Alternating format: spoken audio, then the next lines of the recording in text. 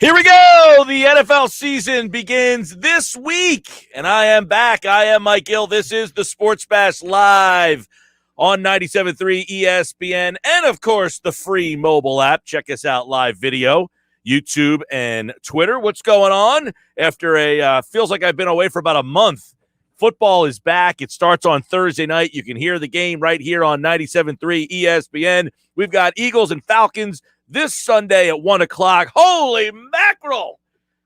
I love when the NFL season's back, and I love being back. You know why? So many things have happened. So many things go rattling through your head. Like sometimes when you take a vacation in this business, you know, it's to recharge the battery. But other times there's things that happen, and you want to, hey, this is what I do for a living. I want to comment on it, and things are happening, and I'm like, I'd love to talk about that. But alas, I was off. But now I am back, and you out there, my producer is Josh Henning. He did a great job filling in for me. I thank him a bunch for doing so. We take you till 6 o'clock tonight. We also have a great show for you. As always, when the football season is here, things start to change a little bit. We got some features that we like to bring into the mix, including one of our favorite features to do. It is the premiere edition of Who's In and Who Is Out. I will tell you which teams will make the playoffs and who will be out this year. That is coming up today at 4:25. Also, football at 4. Tuesday with Thompson. Rob Motti is here for the football season. We are jam-packed. The Phillies are still in the pennant race. I've been away the whole month of August. When I left for the World Series, they were 2 games up. When I got back, they were 5 games back, and now they are 2 games back. So the Phillies are still in the race as I've gotten back for week 1 of the NFL season. So that's a treasure in itself. Ben Simmons still hasn't been traded, but there's drama still brewing there. I'll have my thoughts on that. Oh, boy, college football. I can't believe where everything has gone since I've been gone. But we have to start with the Eagles and the Falcons. It all gets going this weekend, and the Falcons have just put out their depth chart. The Eagles have done the same. There's so much to dive into. You know, Jalen Hurts was on the new KJM this morning. Max Kellerman replacing Zuba Mahente, who had to leave the show because of medical reasons. And I love Max. I think Max does a great job. And they had Jalen Hurts on this morning. And some of the things that Jalen Hurts said, I think, is definitely worth diving into. But everything you look at this week, okay, you're looking at the power rankings, you're looking at the spread for the games, you're looking at everything that associates with the Philadelphia Eagles. And everything is, I've looked at a bunch of power rankings, and I just, it's for fun. It's for fodder. It's for fun. It's not the law. People say, no, what I say is not the law. It's just my opinion. If you don't like my opinion, that doesn't mean that you're right, I'm wrong. The power rankings aren't right or wrong. It's just somebody's opinion of, we look at this team preseason, and I've seen them at 26. I've seen them at 28. I've seen them pretty much from 25 down. And they're not wrong. Why would anybody look at the Eagles and say, this team deserves to be higher than that?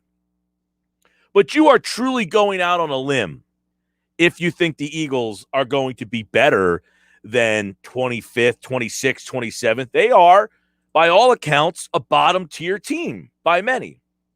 But I have been pretty steadfast on this all offseason long, is that I believe that the Eagles will be better than most people are giving them credit for. And the closer this season comes, and the more and more I look at it, I truly believe that this Eagles team is going to surprise a lot of people. And I have reasons throughout the show that I will be throwing out there. But I want to hear from you guys today. First off, I feel like I haven't heard from the people in such a long time. It has been so long that we've had the opportunity to have two-way conversation. So hit me up on the free mobile app. You can message me through the app, thanks to First Bank of Sea Isle. Download the free mobile app and hit the message us button, and I will get those messages. Also, text board is open, 609-403-0973, 609-403-0973. You can do it through that. And, of course, if you're watching the show live, you can message us in the comments section on YouTube and Twitter. So, all right. The Eagles play the Falcons this week. Let me ask you guys a question. The Falcons are a 3.5-point favorite, okay? Is there anything about the Falcons that stands out to you that would make you say the Eagles can't go to Atlanta and win this football game, right? What is it about the Falcons? Now, the Eagles are a 3.5-point underdog, which essentially is these two teams are equal. They got a half a point. You usually get the half a point, 3 points for, just the home team gets 3. So what is it about Atlanta that would make anybody feel like the Eagles can't win this game? Really nothing. I looked at Atlanta as I was getting ready for the show today. Now, they went out and got Kyle Pitts, which was probably one of the players in the draft that I would love to have gotten my hands on if I was the Eagles fan. But the Falcons were actually one team in the league that was worse than you last year. Yeah, you went 4-11-1. They were 4-12. Both teams had problems on offense, and both teams gave up 418 for Philadelphia, 414 for Atlanta. Both teams had problems on defense. Both teams had problems scoring the ball. Both teams were bad last year. What did the Falcons do this offseason that makes you feel like week 1 is an unwinnable game? Of course, nothing. It's not an unwinnable game. And in the NFL, getting off on the right foot is always a big equalizer for a season.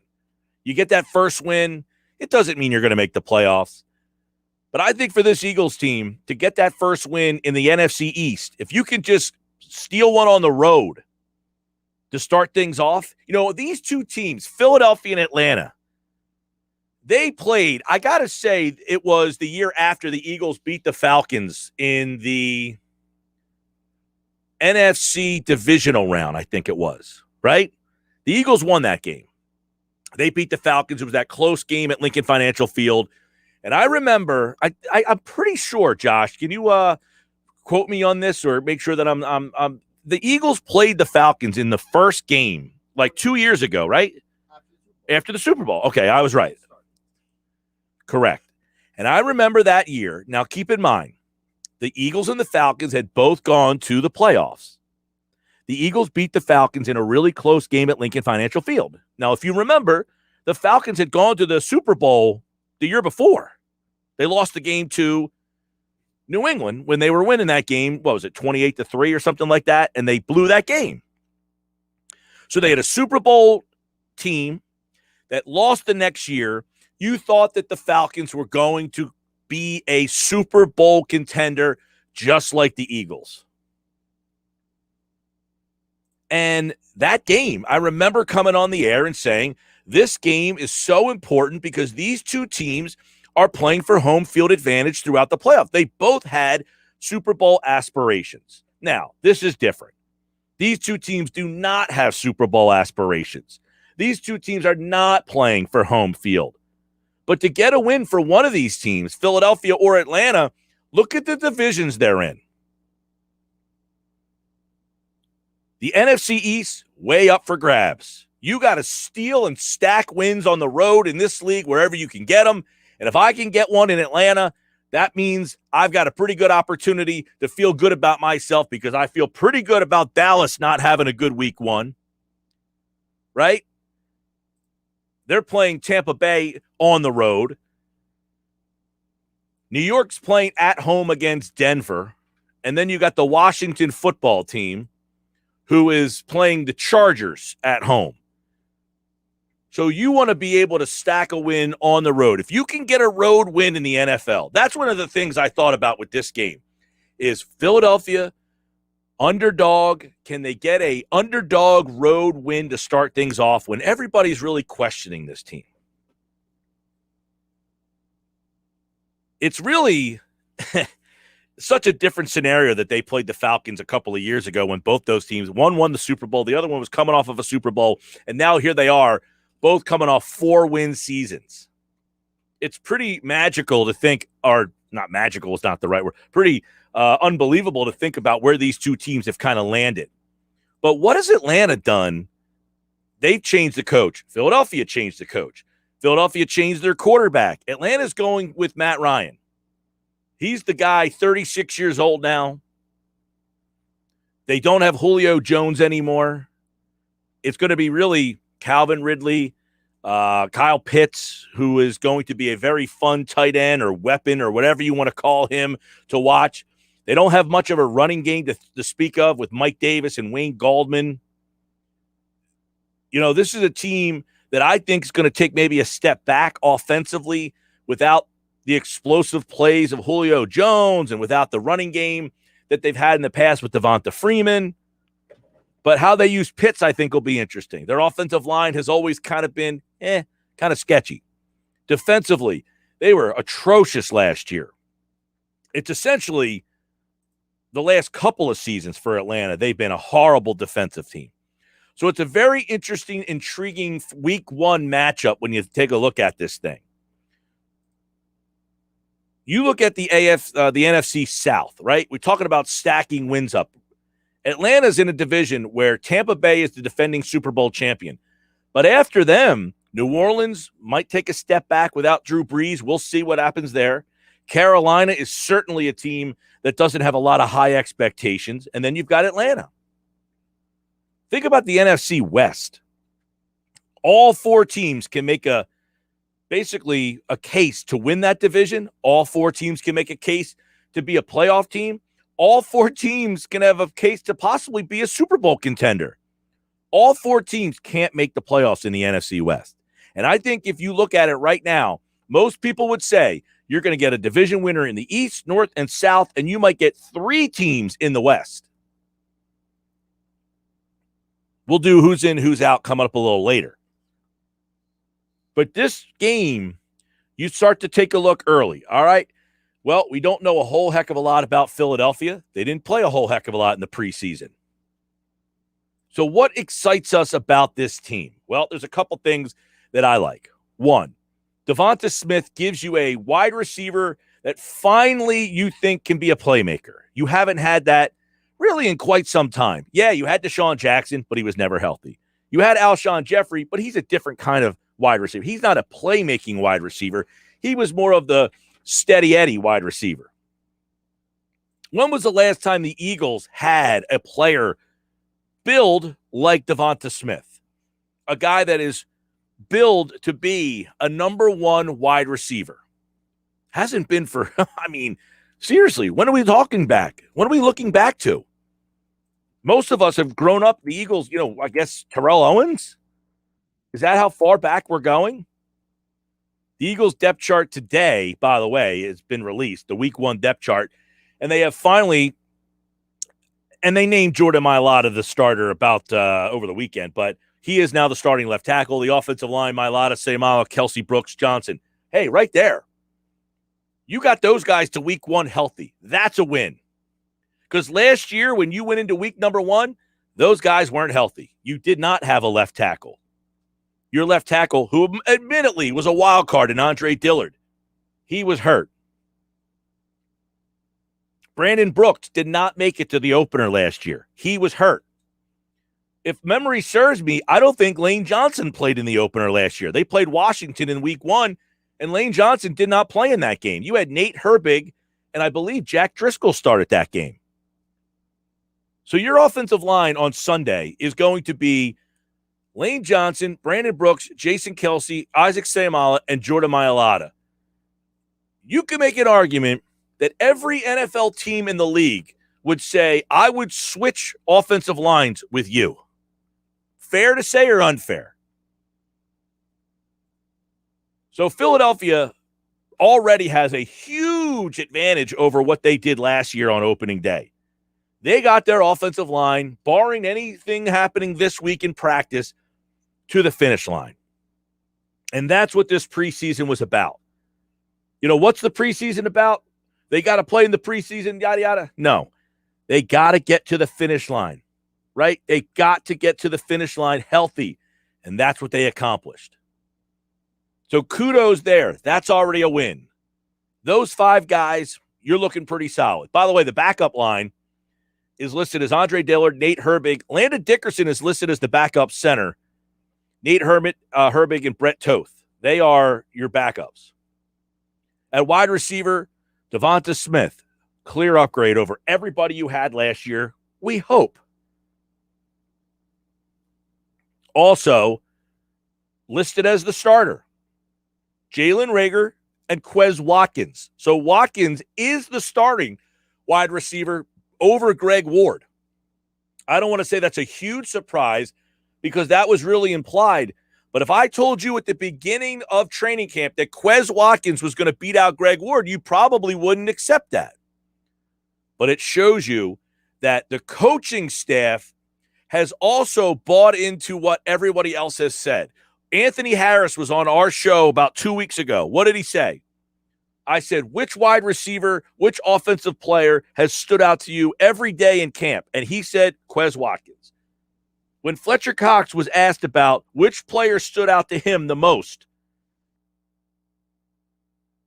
in training camp, he said Quez Watkins. So ultimately, this Quez Watkins thing seems like it's for real because the coaches are seeing it too. And that's why I have to buy into it. If Nick Sirianni is seeing it, now that doesn't mean he's going to be right all the time. But if Nick Sirianni's seeing it, that's a good sign. Right? That's a good sign. What else do we got? Well, let's take a look at this. And again, the fact that Watkins won that wide receiver battle, I think that's a huge positive because Watkins can run. He's got elite speed. And that means Sirianni feels that he can utilize the speed. Sirianni is looking at this guy and saying, I can figure out ways to use him because it's easy to just go with, I got the sure-handed guy in Greg Ward. I know he'll make the catch. But Sirianni's saying, I have Ward in my back pocket, but I'm going to utilize Watkins. And I think you're going to see plays designed specifically for Watkins.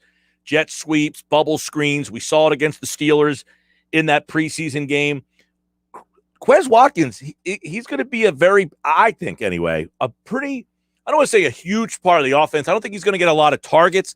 His touches will come at random times, but his speed on the field has to be accounted for. And what does that mean? More room to roam for Devonta Smith, more room to roam for Jalen Reagor. Because if you have a guy like Quez Watkins with that kind of speed in the slot, that presents problems. And then this is where things get interesting. And they're listed as co-starters, Zach Ertz and Dallas Goedert. How do they utilize those two? That's what I think is going to be one of the bigger storylines of the first part of this season. Who gets more snaps? Who gets more touches? Who's a bigger part of the offense, Ertz or Goedert? 609-403-0973, 609-403-0973. Hit us up there. Download the free mobile app, and you can always message us through the mobile app. It's free thanks to First Bank. Sea Isle, get your messages in through there. Here's the thing. Zach Ertz, if he can still play at the level that we know Zach Ertz, not the guy we saw last year who was hurt, not the guy who basically was a non-factor last season, because let's be honest, Zach Ertz was a non-factor last year. So everybody, we have a tendency in this town to go off of the most recent thing that we saw. You know, Zach Ertz has been one of the great Eagles. He's probably going to go in the Ring of Honor. But we have a tendency as Philadelphia fans to just only remember the bad or what stood out or the last thing we saw. Nobody thinks Andre Dillard can play because we remember him playing right tackle one time, and therefore he's awful. We don't know that. Dillard really hasn't been given an opportunity to show that he can play left tackle. It's not his fault. He's been hurt. But we just assume he can't play because he couldn't play one time. Well, Zach Ertz falls into the same category. We just assume he's shot. We just assume Zach Ertz can't play anymore because last year he only had 36 catches for 335 yards and 1 touchdown. That's not Zach Ertz. But Zach Ertz is 30 years old. Tight ends in this league, Tony Gonzalez, Gates, Gronkowski. That's a position that has a little bit more of a lifespan. If Zach Ertz can play, what does that mean for this offense? What does it do to Dallas Goedert? You know, Goedert last year, he didn't have some breakout season either. He was banged up a little bit. He had 46 catches for 524 yards, slightly better than the season that Ertz put up. If you're asking me, I think Goddard's the more explosive player, but Ertz has certainly got the better resume. There's no question about it. But I find it to be very interesting on how they're going to weave those two guys into the offense together. And then Sanders, by the way, on the official depth chart, Sanders is the starter. Boston Scott is the backup. Kenneth Gainwell is your third string running back. Your starting quarterback, of course, is Jalen Hurts. The backup is Joe Flacco. And while I was gone, I remember this happening because it was on a Friday. I was at East Carolina University in the campus store. And no, I did not find a T-shirt to buy at the campus store. I got to order one online. They just didn't have one that I liked, right? But I'll get one. I will. I said, people say, did you go to that school? No, I just went to the campus one time. So I've been to East Carolina. My girlfriend went to East Carolina. We went to visit the campus on Friday. The bookstore opened at 10 o'clock in the morning, right? It was 10 a.m. on a Saturday. It was 10 a.m. on a Saturday, Josh. I think you could verify this because you were probably getting ready to produce the locker room. So it's 10 o'clock on Saturday morning, right before that. And I'm sitting in the car. I'm on vacation, mind you now. It's the first day that I'm gone. I drove Friday from here to Greenville. We stayed in Greenville overnight, and then on Saturday we walked the campus, did that whole thing. All right, now we're going to go to the bookstore so I can buy a T-shirt. My girlfriend can buy T-shirts, mugs, blah, blah, blah, blah, blah. And sure enough, we're sitting in the car. The store doesn't open until 10, and right about 9:53, wouldn't you know, the Eagles go out and screw me by trading for a quarterback, Gardner Minshew. And she says, now what? I said, well, the Eagles have to ruin my vacation by making a trade all of a sudden. So, of course, I'm walking around the bookstore, and I'm typing up the article on my phone, right? I'm walking around the store typing up an article. So if anybody questions, in the building, these guys don't do enough. I'm writing the article on vacation on my phone. Gardner Minshew, the third quarterback. But it's an interesting trade. We'll talk about it a little bit later because I do have a theory on this trade about why they did it. All right, so that's where we start today. Holy moly, back on the Sports Bash. It feels like I never left. Sports Bash Live, 97.3 ESPN, the free mobile app. I see people watching the show live. You can get involved in the stream. Leave your comments over there. Download the free mobile app. And, of course, you can always message us through the mobile app. It's free thanks to First Bank of Sea Isle City. And if you want to hit us up on the text board, you can do that too. 609-403-0973, 609-403-0973. There's a variety of ways that you can get in touch with us today, and it's all brought to you by Matt Blatt Nissan. The all-new Matt Blatt Nissan, now open Black Horse Pike, Egg Harbor Township, next to Home Depot. Online at mattblattnissan.com. I am Mike Gill. This is the Sports Bash. Follow me on Twitter, at Mike Gill Show.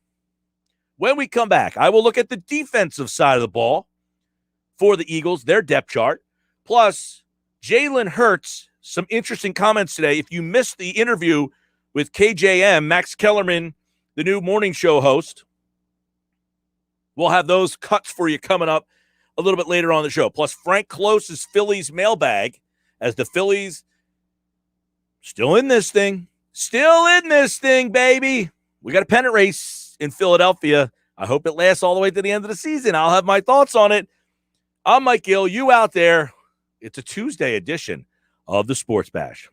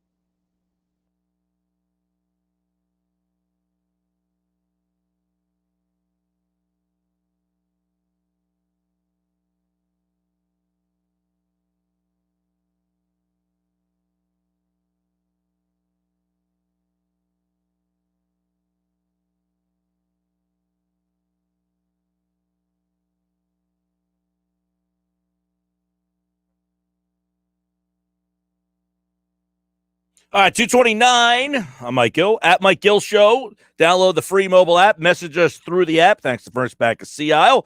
Do it. Get the app now and message us through the app. It's an easy thing to do. Just hit the message us button on there. Brought to you by Dell.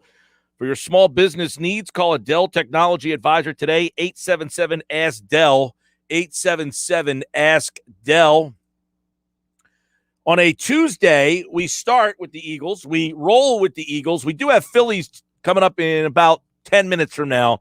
Frank Close will join me to talk a little Phils. Paul Hudrick on the Ben Simmons stuff at 4:40 today. Who's in, who's out on the NFL. You guys out there, follow me on Twitter at Mike Gill Show. Oh, boy. So Eagles depth chart is out for the first week of the season, their official depth chart.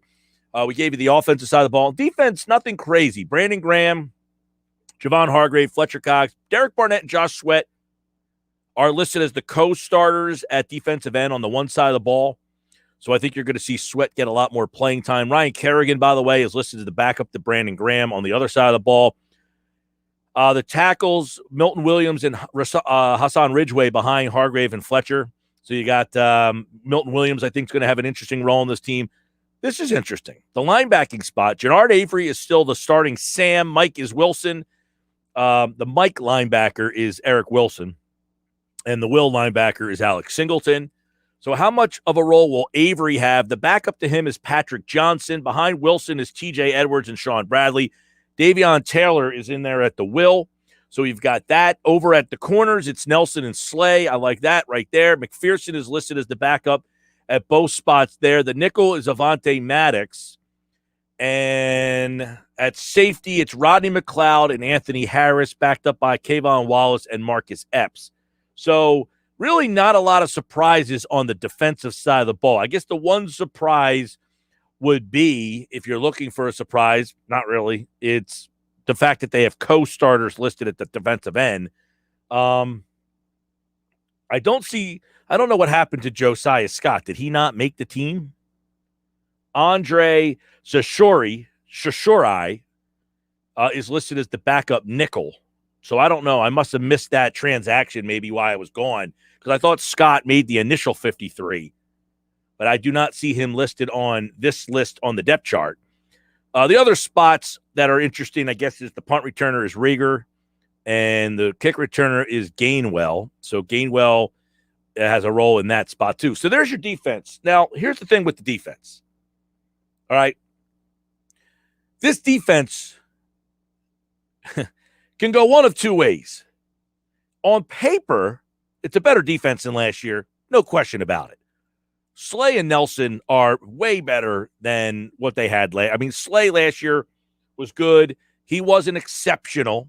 He wasn't awful, but he's certainly a very good player in this league. I thought last year he had a tough couple of matchups that he just didn't do well in. And, of course, as I said, in Philadelphia, we remember those more so. Now, look, I'm not going to sit here and tell you that Slay was a Pro Bowler last year. He was a little disappointing, but he wasn't awful. Steve Nelson's a player. Steve Nelson is a solid number 2 corner in this league. They're better at corner than they were a year ago. Their defensive front is excellent.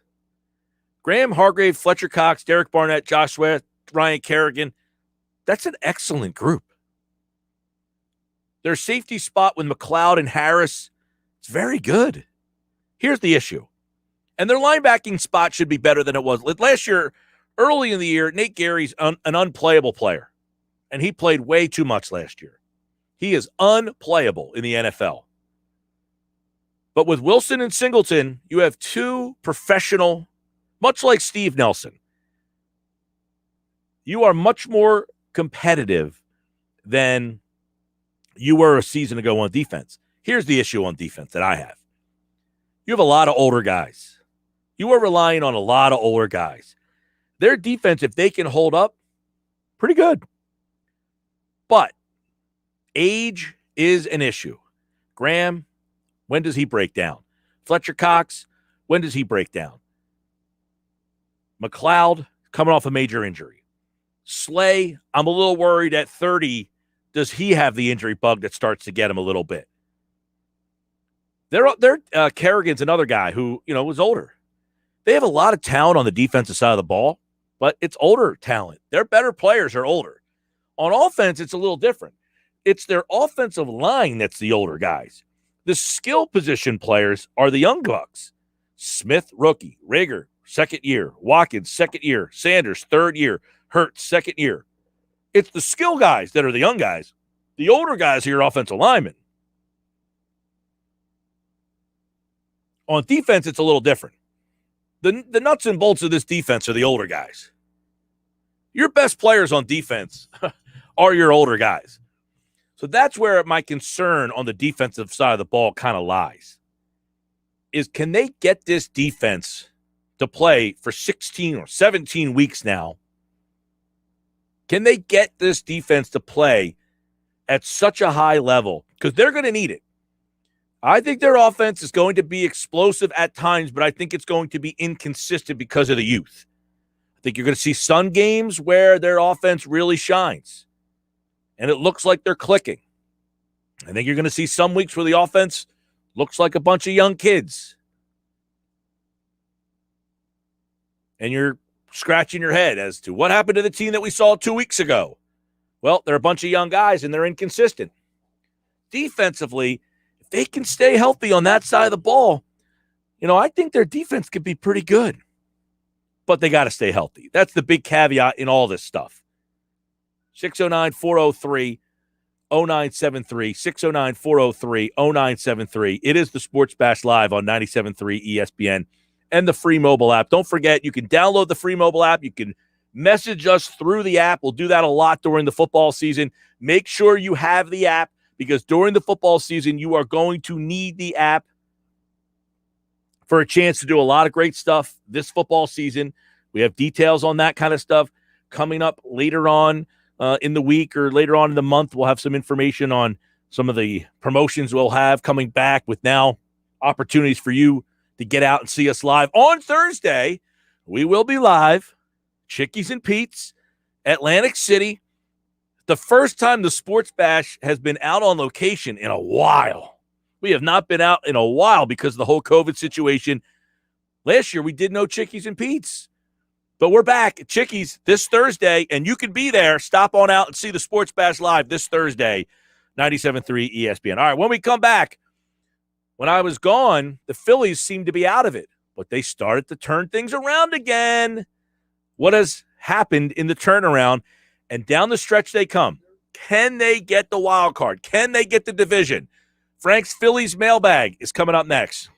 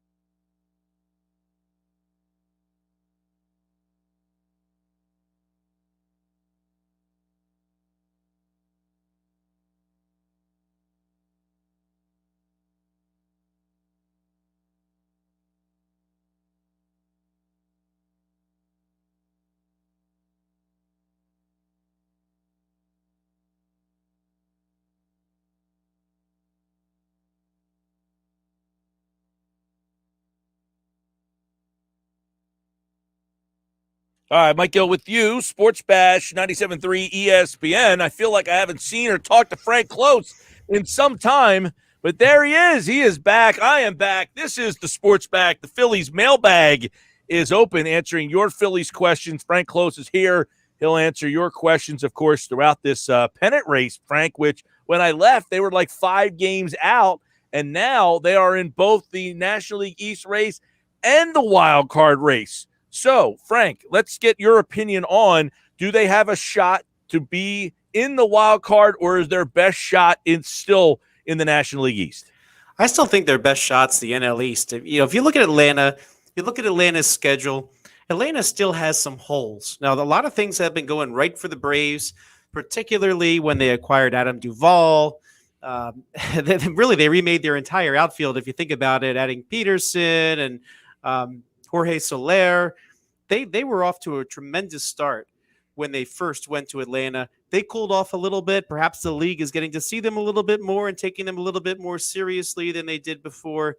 But I feel like Atlanta still has a couple holes, and the Phillies need to keep winning these games that they should be winning, taking some key games from Milwaukee and other teams that are the good teams, quote unquote, on the list still. And they have a real shot to catch up to the Braves. I mean, they're 1.5 back now, and they've played 3 games against the Braves. And, I still tend to think that 3-game series, which is the second to last series the Phillies play this season, is really going to be what decides this division one way or the other. You got 1.5 back of Atlanta. You are 2 back of the Padres in the National League wild card race. So kind of handicap that wild card race too, and what kind of possibilities, as you said, you think they have a better shot in the East, but it's not outlandish to say they could be a wild card team either, which didn't look realistic about a month ago. They could. And one interesting thing is the Braves have 4 games left against San Diego, actually 3 plus. They resume a game that they didn't finish in Atlanta, and then they're going to play 3 traditional Padres home games in San Diego. So, if the Braves really sweep the Padres and the Phillies fall behind, then maybe that opens the door for the Phillies to sneak in a little bit in that wild card race. But the thing about the wild card race is there's a lot of teams there. For all we hear about the strength of schedule going forward, the Reds are said to have one of the easiest schedules going forward. They've been flailing a little bit too.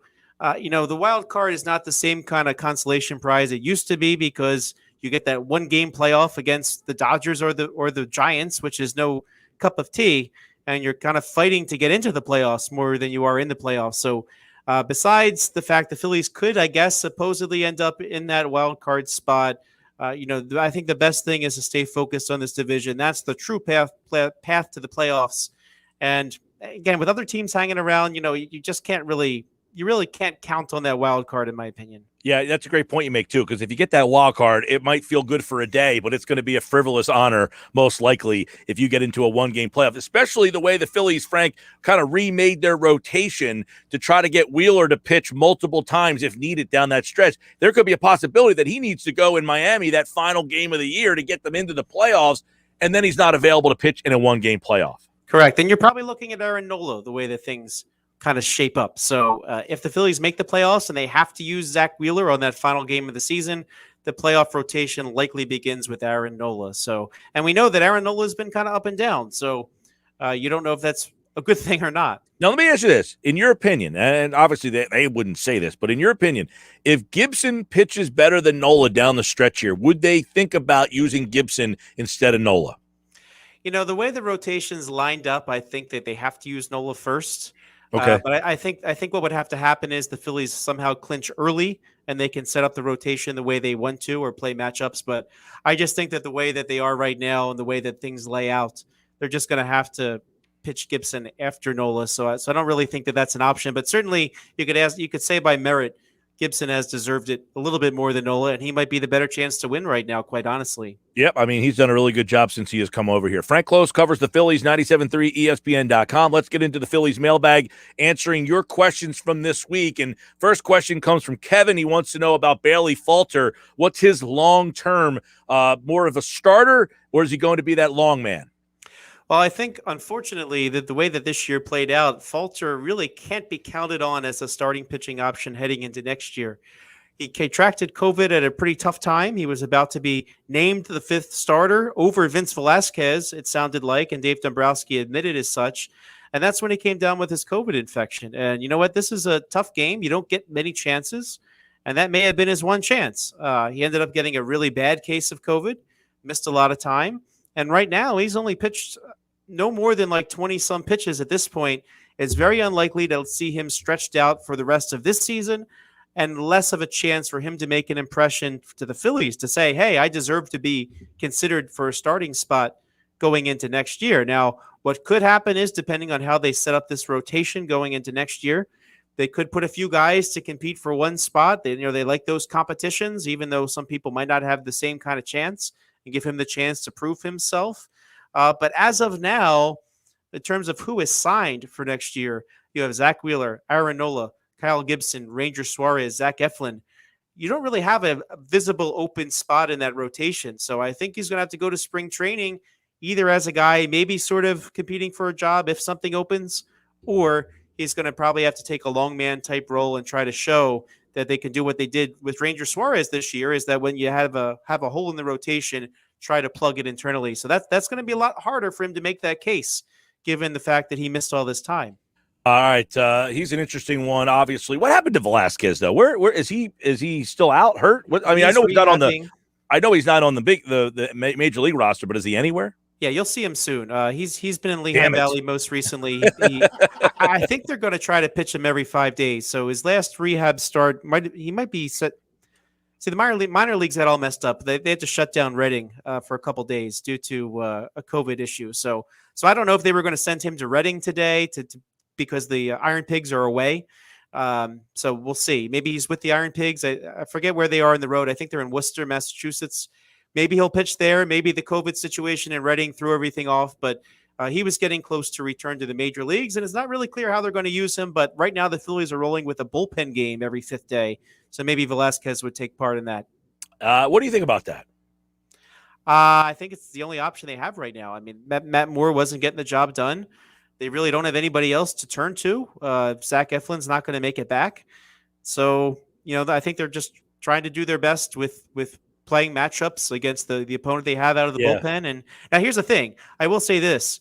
Hector Neris pitched yesterday for the 3rd day in a row, which means he is not going to pitch tonight. So when you have to use the entire bullpen for a game, then you don't have the luxury of bringing Neris in. If Neris didn't pitch 2 days ago because they had a starter, then you might have Neris today. Now you don't have Neris. Yeah, so that was what I was going to bring up in terms of, you're overworking your bullpen, asking them to pitch a whole day, and then, you have to ask them to do their regular job the next day, like yesterday. Now they got out of that situation, but what's left today, we shall see, right? I assume that other than Matt Moore, who pitched multiple innings, and Neris, I would expect the rest of the bullpen is available today. I guess it depends on how they feel, but it was really, really big. And I tweeted this during the game yesterday, even the first time when they loaded the bases. But it was really important they broke that game open so that they could go to Matt Moore and save the Ian Kennedys and Archie Bradleys and Connor Brogdons for today. And they did it with the offense, too. As soon as Segura hit the home run, they took Harper out of the on-deck circle and started to get guys a little bit of rest. That's how big yesterday was. Now, Saturday, I guess, was the game where Girardi got a little flack because of the Suarez. Was it Saturday? I'm losing track of the days. Because of Suarez. Suarez is not missing his next start. They tried to say he had some stiffness in his tightness in his forearm after 71 pitches. He was getting a lot of flack because of that. Well, if it really is the case, and Suarez did disclose something, I guess better safe than sorry. I mean, that move did work out in the end. The bullpen did take care of them. But you know what? We saw with Wheeler being pulled after 6. You need these guys down the stretch. And Ranger Suarez doesn't have a whole lot of innings on his arm as a major league starter. And Zach Wheeler, he has the most innings of his career on his arm right now. And if you don't have these guys down the stretch, then you're not going to make the playoffs. And quite honestly, if your bullpen can't contribute and get some key outs, you're not going to compete anyway, whether they pitch in those games or other games. But my only worry would be the more the bullpen pitches, the thinner it gets. I want to bounce to this question before we get to another one. Phil wants to know, at what point does Real Muto get called out? He's been kind of pedestrian this season. I know since I've been gone, Hoskins got hurt. And one of the things I recommended in a website post was that you play Real Muto at first and use Marchand almost every day as the catcher to give Real Muto. But, this is something they signed Real Muto to a pretty big deal for a lot of money. And So here's the thing. if you look at the WAR, wins above replacement for catchers, he is second. The only one that is more has more wins above replacement than he is Will Smith of the Dodgers, who comes in at 3.2. Real Muto is 3.1. So he still is one of the top catchers in the game. Here's where it's kind of hurting him a little bit. The more he doesn't play, the lesser that number is. Now, if you go back to 2019 when he had a full season, he was 4.6. So if these little nagging injuries are going to get to him down the stretch in September, we saw a little bit last year, and even the last few games in 2019 he didn't play, then you got to start thinking about doing, as you said, playing him at first base now and then next year, or if there's a DH position. But I think what you need to do is, unfortunately, you got to get him off the catcher position more earlier in the season so that he's not broken down towards the end. Now, yeah, 265, not an overwhelming batting average, but it's still among catchers. He's still one of the top catchers in the league. Yeah. Do you think, though, he could be an everyday first baseman? I don't think his value is there if you do that. I think you need to get him behind the plate as much as humanly possible. So what's Marshawn's future? That's a really good question. That could depend on this offseason. You know, one thing I've always said about Andrew Knapp the last few years is when people complain, I'm like, look, this guy catches less than any backup catcher in baseball. Well, next year, the backup catcher is going to catch more than Andrew Knapp has the last few years, in my estimation, because Realmuto is breaking down a little bit. So I think what you need to do is really consider the position. I think it makes sense to bring Knapp back and keep Marchand in the minors to start the season, because you need a third catcher, not who can just hit, but who can work well with the pitchers. I think Knapp is much better than Marchand at this point in his career working with the pitchers. Of course, Marchand's bat's been a little better in the major leagues, but wasn't that necessarily that strong in the minor leagues either. So maximize the value that you have by having all three. Play whoever is the one behind Realmuto more often. And, you know, if you have the DH position, you know, Joe Girardi was famous for making sure to know when to rest Jorge Posada, and to by resting, quote unquote, Jorge Posada meant that he gave him DH spots. So I think that if you have a DH next year, which I think is probable, you try to maximize that and take some stress off Realmuto's body whenever you can. And don't wait till the end of the year to do it. By the way, it's Phillies and Brewers tonight. Phillies got game one of that series, 12-0. They'll play tonight with Aaron Nola getting a very important start on the mound. Kyle Gibson will go tomorrow. Ranger Suarez for Thursday. Matt Moore is scheduled for Friday, but we think that might be a bullpen game before it gets back to Wheeler. So it's Milwaukee, Colorado, Chicago, New York, Baltimore, Pittsburgh, and then that big series against Atlanta. For more in the mailbag, go to 973ESPN.com at Frank Close, Klose. That's Frank Close with a K. And he, like all guests here on the Sports Bash, brought to you by Matt Blatt Kia. Matt Blatt Kia, they want to get you approved today. All right, Frank, thanks, bud. Always good to talk to you, Mike. Yeah, man. Phils are still in this thing. Game and a half out of the East, 2 back of the wild card. And, of course, the Phillies take on the Brewers tonight. Aaron Nola. All right, when we come back, how to bet week 1 in the NFL. What lines are standing out to Jeff Nadu? He'll have that for us coming up on the other side as the NFL lines are out for week number 1. We're going to examine them, plus some college lines of interest. I know my man Jeff Nadu had a monster week betting college football this week. I think he was like 7-1 on his online plays. Unbelievable. So Nadu next. Later on, Andrew DeCecco is today's football at 4. Who's in, who's out? The preseason edition, and the latest on Ben Simmons. There's a team that continues to make calls to the Sixers. I got the details coming up later on with Paul Hudrick at 4:40.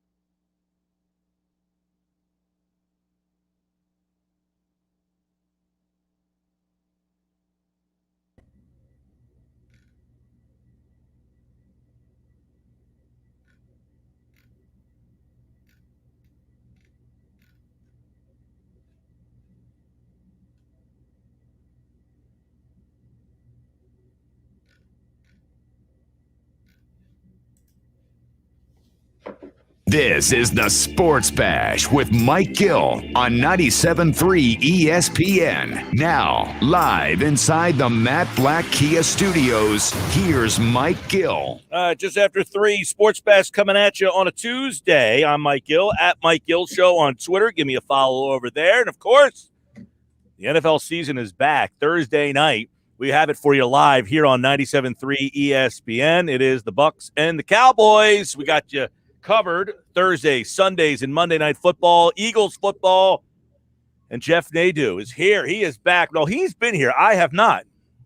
He does not take vacation. It's just me that takes the vacation.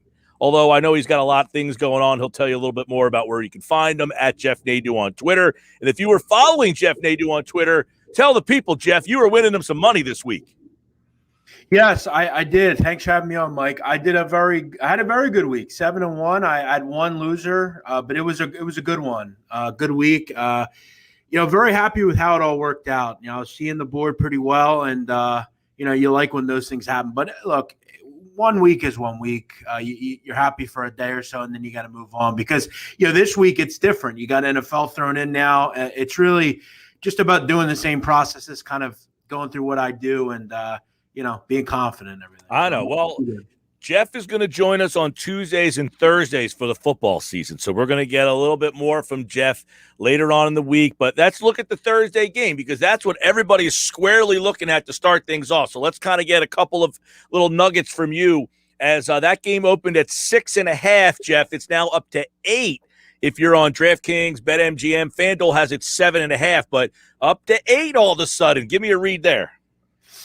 Yeah, I've talked to you before. I'm pretty high on the Dallas Cowboys. I know a lot of people don't necessarily want to hear that, but again, I'm an Eagle fan. But at the end of the day, my money is important to me. And look, I took the Cowboys to win the Super Bowl. I took a shot with them. I think in this game, they're a live dog. I'll gladly be on the opposite side of the public here, right out of the gate, stand alone, first game out.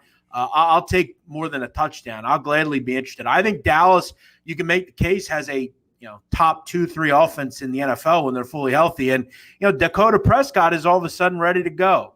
So I'm good to go. I'm fine with their offense. Look, Mike, they can't be much worse defensively, okay? And I know we're facing arguably the best defense in the league, but I think Dallas made some strides, and I think we'll make some strides defensively. This one kind of struck to me as like a 31-23 type of game. It's going to be right around the number, but I think we sneak in, find a way, maybe 27-24. I'm going to wait a little bit because I think this one could, maybe even tick up a little bit higher. But I'm leaning towards Dallas. Right. So it's 8 right now. It keeps going up. It started 6.5.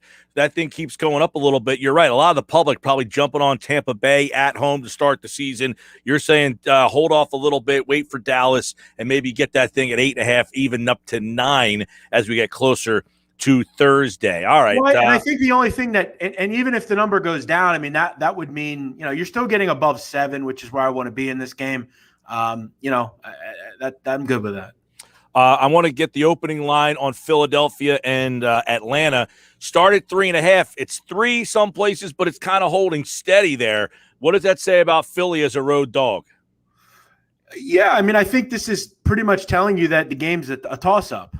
You're going to give a team 3 points for home field. I don't know if 3 points is worthy in Atlanta. Not really a boisterous atmosphere as far as I'm concerned. Look, I think the Eagles very much should win this game. I don't see any reason they won't. Obviously, though, Mike, we don't ultimately know how Jalen Hurts is going to play. I think he's going to play well. I think he's going to shut a lot of people up, and I think that offense is going to move the football. Atlanta is not a good defensive team. When you look at Atlanta, do they have the better quarterback? Slightly. Do they have the better receivers? Yes. But outside of that, the Eagles are better in every facet. I like where they are. And again, we're going to have to see. The jury's still out on them defensive because as many people know, Atlanta's got a couple good receivers and they got a big-time tight end that a lot of people thought this team was going to draft last year. So, but I'm feeling good. I like the Steven Nelson stuff. I think the linebackers will be solid enough. This very much should be a win. I think, to me, if I get 3.5 points, I think it's probably too many. I don't think their home field is worth more than maybe a point or so. I think the Eagles win this football game. 3.5 is a good number. This one's interesting to me too, Jeff. I know it's early, and this is why we do this early in the week, because this thing opened at 1. Giants are a home dog. they're up to +3 at home all of a sudden. Yeah, people are buying into Denver, and I think that has a lot to do with obviously Teddy Bridgewater as their quarterback. If you know anything about Teddy, he's a solid quarterback. He's always done pretty good against the spread. He's been just a solid guy. He's not going to be, for whatever reason, he doesn't ever get starter looks a lot of the time. He's only really the starter just because they don't have anyone else. But I think he gives them some cohesion and some chemistry at quarterback for once. People like their defense. I think people are down on Daniel Jones. Look, he's a lot like Jalen Hurts. He's got a lot to prove. He's either going to be good or he's either going to be bad. We're still going to have to figure that out, though. I think a lot of people with the Giants are deflecting and not remembering. They get Saquon back. They've got a pretty good offensive line. They've got a good receiver core all of a sudden. So all the tools are there for Daniel Jones to be good enough. The New York Giants can also match what I think Denver can do defensively. I don't know that I quite understand the move up, especially at home. If this hits 3, I think you have a really solid side here in the Giants. Jeff Nadu, at Jeff Nadu, for more from him on this week's games. This one's interesting, man. Packers Saints opened up -2.5 New Orleans. It's now +4 New Orleans. That thing took a huge twist and turn here. Is that just the public not believing in New Orleans because they don't have Breeze anymore? Yeah, I mean, people just, I guess, aren't buying Jameis Winston. I don't understand that. I like Jameis. I think he's a really underrated quarterback in the NFL. A lot of people don't give him enough credit. I know he had a terrible season where he threw, 30 or whatever it was. Yeah, he turned the ball over a lot that year in Tampa. But ultimately, when you look at his numbers, I mean, from a cumulative standpoint, he's done super well. I think he's going to do well in that offense. But look, I'm looking probably total here. I think both these offenses are going to have no trouble moving the football. I don't fully trust Green Bay's defense. We know Aaron Rodgers is going to pick apart the Saints. These two teams know each other pretty well. I think obviously the best chance to score points is having Jameis Winston as the quarterback. We just need to make sure Sean Payton is not going to get too obsessive as usual with Taysom Hill. At Jeff Nadu on Twitter. Make sure you give him a follow. He's closing in on a milestone number, by the way, coming in on 30,000 followers. The big man on campus. All right, couple college games, all right? Do you have a play or feel Kansas is an awful program? Coastal Carolina is a program on the come. But should Coastal Carolina be given a Big 12 team? I know a lousy Big 12 program. 27.5 it opened up at. It's gone down to 25 in some places, but Friday night, there's a standalone game for us. Yeah, look, I know a lot of people are going to look at Coastal and say, well, they beat Citadel 52-14. I got to tell you right now, Citadel's a top 25 program in the FCS. They're not a bad football team. I've seen teams in Division I like Georgia Tech struggle with the Citadel over the years. So I wouldn't just chalk that up. They blew the Citadel out. Kansas barely beat South Dakota. It's going to take some time before Lance Leopold and that coaching staff gets what they want in there. They're not a real talented program. We all know that. I wouldn't have any problem laying it. Am I going to? I don't know. The fact that it's going down is obviously good. Can Kansas maybe – they're a better program than they've been in years past, but being a little bit better than horrible is not that big. Coastal should win this game, 41-10. They had Mark Mangino, and what after that they had nothing. They've had 1 year. That was the last time they were good. That was 12, 15 years ago, maybe. Terrible. Yeah, that program horrible. All right. Oregon, Ohio State. That's kind of that big the Fox Noon Saturday game, and that's the noon Saturday. 10.5 it opened. Ohio State the favorite. It's up to 14.5 now on Tuesday. Yeah, I'll gladly wait on this one. I'll gladly allow this one to get pumped up. Here's the problem you have in week 2. Okay, we saw every team in week 1. People are going to overreact to what they saw. What did they see? Oregon barely won. But here's the point, Mike. They won. Okay? And they beat a damn good Fresno team, a damn good team that can win the Mountain West. It doesn't matter what a team that they won. That's all that matters. You think Georgia cares that they only won 10-3? Doesn't matter. They won. Oregon, according to most people, they're going to remember what they saw. Brown didn't look too good. Look, the truth of the matter is they like Brown. They're going to stick with Brown. And I'm going to tell you right now, Ohio State can't defend you, me, and 9 listeners. It's that simple. Wow. They can't. They're bad. They're not a good defensive team. Oregon is going to hang in that football game. I will gladly take 2 touches. Mike, Ohio State had trouble with Minnesota. Okay. Oregon is a better team than Minnesota. People are overreacting to what they saw. Nobody cares. Beating Oregon or beating Fresno by 7 or whatever it was, that's a good win. Fresno's a good football team with a damn good quarterback. So I'll be all over. All over. I thought Oregon was a good play at 10.5. I really liked them at over 2 touchdowns. Yep, it's gone up that far to 2 touchdowns. Now, one, it's going the opposite direction. Notre Dame, 19.5. That game was entertaining on, what was that, Sunday night, I guess. Down to 16.5 against the Rockets. Yeah, a lot of people, I think, were blown away at how good Jack Cohen was. I mean, he was, I thought, terrific. A lot of people, I heard a lot of people in my ear telling me, hey, this guy's been working with people in the offseason. He's going to be solid. He was awesome. Defensively, they weren't great. This is going to be a high-scoring game, I think. Toledo can move the football. Not that Toledo played anybody in week 1, but they've got a damn good offense.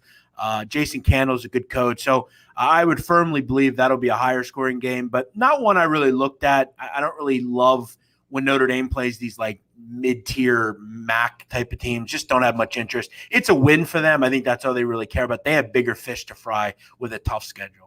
Okay, there's one more that's kind of on my mind that I want to get your opinion on, and then if you have something else that you've already kind of researched, I know that's what you do. You jump out, but it's at Iowa State, 4:30 Saturday. Opened at 5.5. Iowa State's at home; they're the favorite. It's down to 4.5. But this one, I mean, if people are college football fans, you're going to want to watch this one.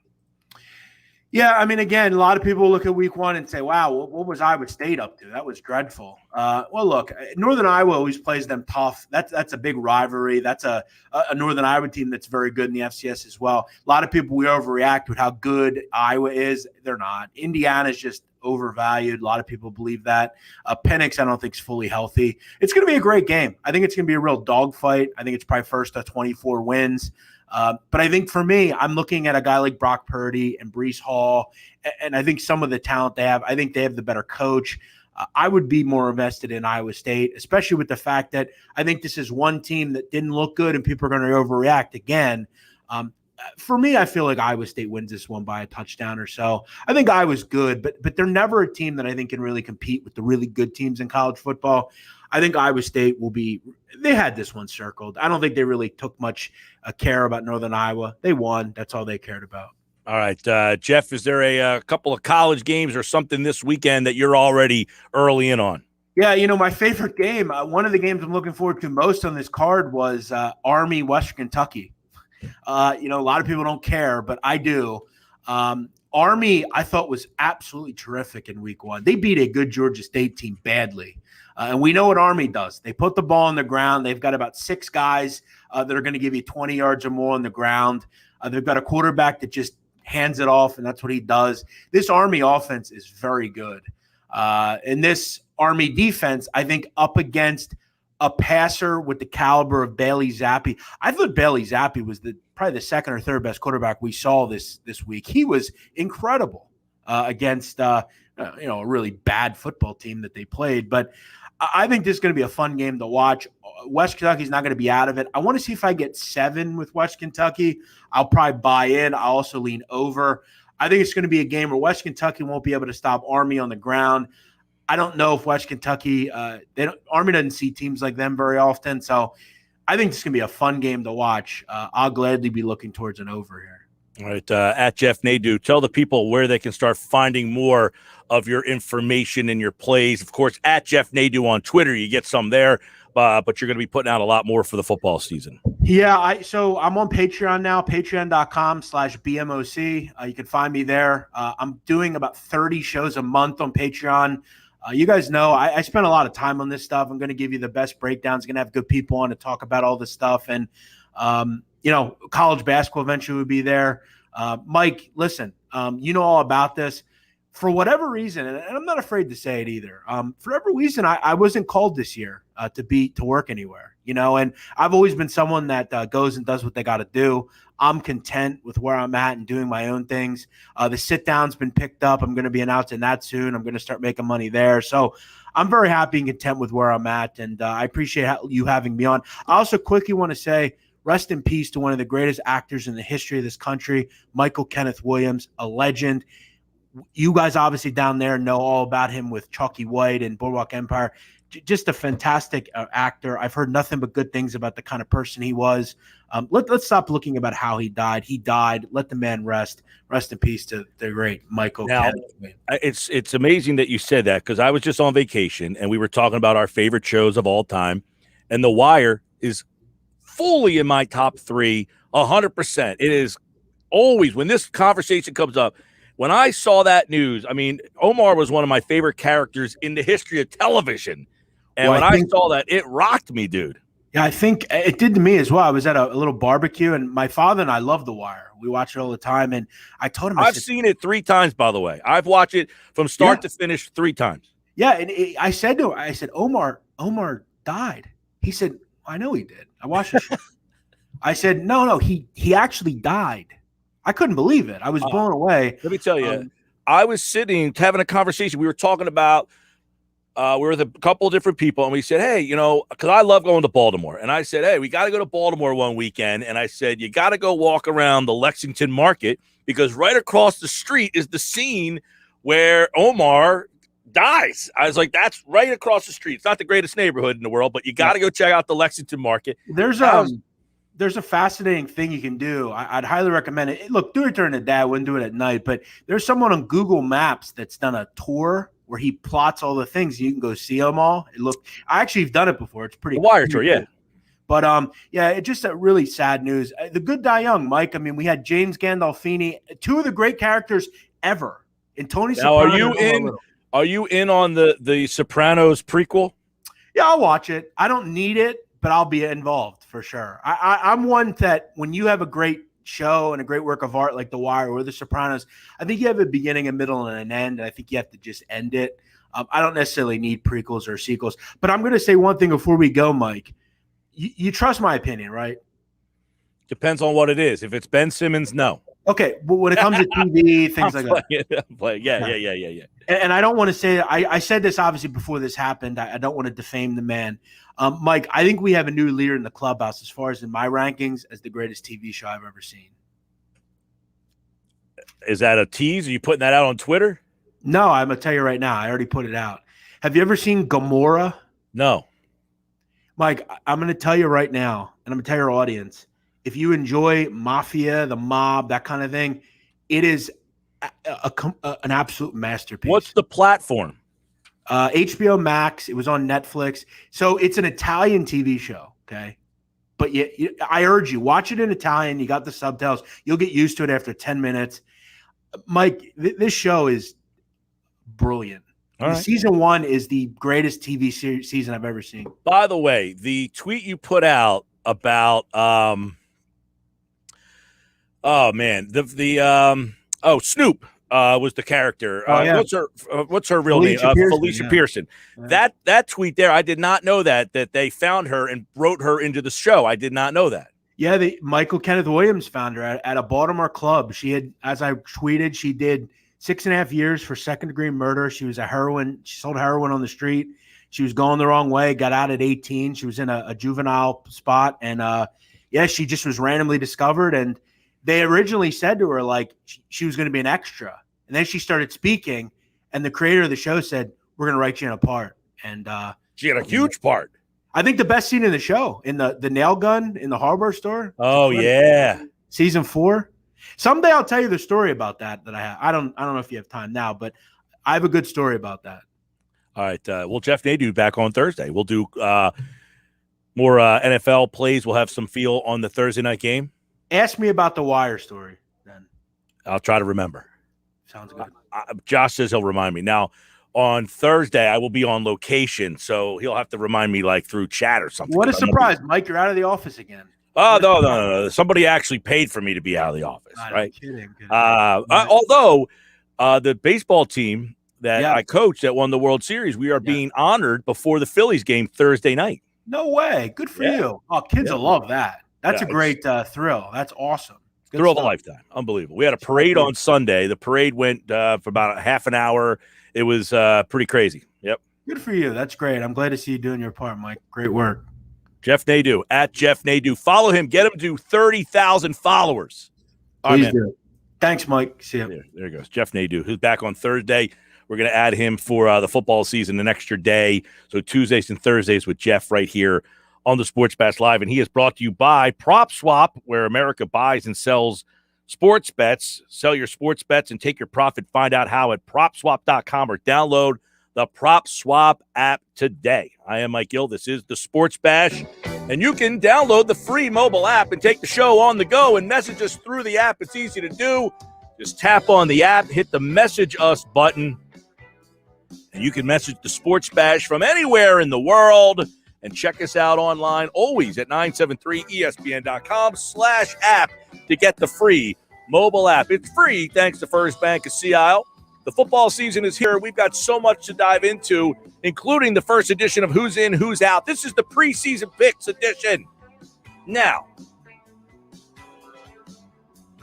I think the NFC East is up for grabs, but there is a team in the East I think is not getting enough love. And I'll tell you that coming up next on the Sports Bash.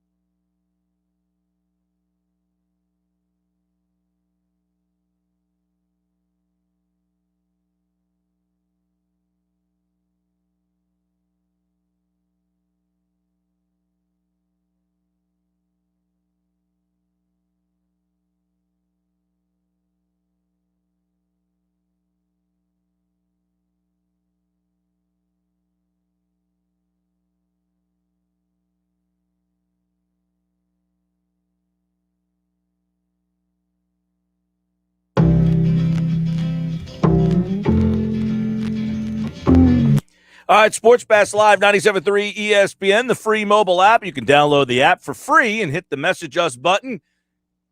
I am Mike Gill, at Mike Gill Show on Twitter. Follow me there. And, of course, we have the Eagles and Falcons this Sunday, 1 o'clock. Mel Reese, Mike Quick, they call all the action right here on your home for Eagles football and the NFL all season long, 97.3 ESPN. Oh, boy. So the NFC East, wide open. We all know it. Jeff just said he likes Dallas. A lot of people do. They are the favorite to win it. They should be. They've got Dak Prescott back after being hurt last year. If Dak plays, they probably win the division. But there is another team in this division that I think people are not giving enough credit. And as I was driving in here today, I heard Greeny talking about it, and it sounds like we have the same feel on the Washington football team. Inexplicably, this poll has the Washington football team 10th in the NFC. The Cowboys 7th. It's ludicrous. It's ludicrous. This makes me question the football acumen of people who work in the business of football. So he says that they're 10th in the NFC. This is a team that won the division last year. Now, the division was very weak, but this is a team that won the division last year and improved. They didn't just sit there on their hands and take a step back. The Washington football team improved, and that's what I think is being overlooked by everybody because they're the Washington football team. I mean, realistically, most of the people listening, I don't want to say most of the people listening, a lot of people listening are probably in my age bracket, when the Washington football team was the best team in the East. But that's when we were in high school. That's when we were in middle school. Since then, they haven't been relevant at all. Yeah, they won the division a handful of times, but how many playoff games have the Washington football team won? Seriously, how many playoff games has the Washington football team won since, I don't know, 1993? I would imagine, and I'm just going off the top of my head, that the Washington football team, since they won the Super Bowl in 1991, has won no more than 3 playoff games. That's my guess, that they have not won. Now, I know they won the Super Bowl in 91, and when I was growing up, they were the beast. The Washington football team, then known as the Redskins, when I was growing up, won 3 Super Bowls, 82, 87, which was kind of shaky because of the strike, and 91, the Hogs. They also went to the Super Bowl in 83. They were a perennial power. But since they won the Super Bowl in 91, I can't remember them having a memorable season. In fact, if you go back to 92 to now, the Washington football team has won double-digit games 3 times. 3! Can you believe that? 3. We're talking almost 30 years. They've won 3 times. They've won double-digit games. So that is why I understand people not giving this team a lot of credit. Now, my guess was, since they won the Super Bowl, that they have won, I can't imagine they've won more than 3 playoff games. I do remember them winning 1 playoff game. 1 year, I remember them beating Tampa Bay. And I'm going back probably 15 years now. 2000. So who'd they beat? They beat Tampa Bay. All right, that was Joe Gibbs when he came back. I do remember that because Spurrier was awful. If they have won, other than that, I can't imagine they've won more than them in Dallas. I think collectively have like 5 playoff wins in 30 years. So yet we always give Dallas a puncher's chance, but we don't give Washington one. Dallas has won no more playoff games in 30 years than Washington has. And yet we don't look at Washington as a contender ever. The Washington football team, since they won their last Super Bowl, have won 3 playoff games. Oh, so I got that right on the nose. Literally. Wow. 92, 99, 2005. All right. They are 3-6 in the postseason since they won the Super Bowl. Jeez. Now, I remember them losing the playoff game with Robert Griffin III when he got hurt. They lost that game to Seattle. I do remember that. They have not won a playoff game since 2005. And they lost last year. Yes. They actually were in that game. Tyler Heineke. Yes. Terrible. But the Washington football team, they don't get any love because of that. I mean, most of the people in the audience don't remember Washington ever being relevant ever. It's like Dallas. Yet Dallas gets all the love and Washington gets nothing. Washington, though, yes, I know Dallas has 5 and Washington has 3. But Washington over the last 30 years has been just as inept as Dallas has been. But this is why I agree with what Greeny said. Washington won the division last year and got better. They are a better team. This Washington team is a better team than the one that won the division last year. They have stability at quarterback. You might not like Fitzpatrick, but you always know he keeps you in the game, right? They went out and got improved at wide receiver by bringing in Curtis Samuel. All right, McLaurin and Samuel, that is a nice wide receiver pair. Logan Thomas is an emerging tight end. Antonio Gibson and McKissick, that's 2 good running backs there. Their offensive line, Sheriff is one of the better guys. Now, they do have a couple of issues on that line with Eric Flowers, although he's a better guard than he is a tackle, that's for sure. He might be one of the worst tackles in the league. But where people aren't giving this team, I don't think, enough credit, is their defense is possibly the best defense in all of football. And that's where I don't think people are recognizing. Sure, Dallas got Dak back, and they got good players on offense. But in the end, this defense, I don't want to play against that defense. That defense is tremendous. And this is why I don't think people are giving Washington enough credit. I think we are thinking of Washington as the team that I just brought up that has won 3 playoff games since 1992. They are 3-6 in the playoffs since 1992. But if you're going to give Dallas credit for their playoff ineptitude, you've got to also look at Washington objectively as well. And I think Washington's defense is the difference between them and where Dallas is. Dallas has a better offense, but Washington's offense, which was completely inept last season, should not be inept this year. It might just be average, but average might be good enough because of that defense. That's what I have to say about that. Also, don't forget the last 10 times the Dallas Cowboys were favored to win the division in Vegas, they only won 1 of them.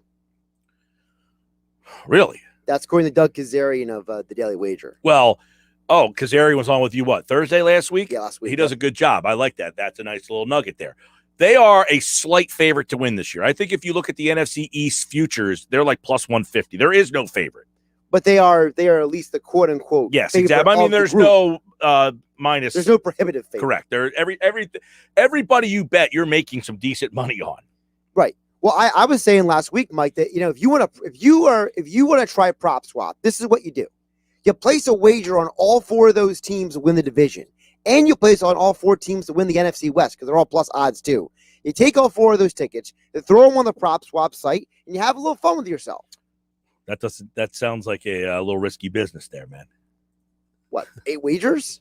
Never mind. That one went over your head a little bit. Probably. I think the people in the audience might have got what I was No, but you saying. get what I'm saying, though. You can literally go make yourself some money. You can, because this division, but, to me, Washington, and I'll play the quote from Greeny again. He said this today on my drive in. Inexplicably, this poll has the Washington football team 10th in the NFC.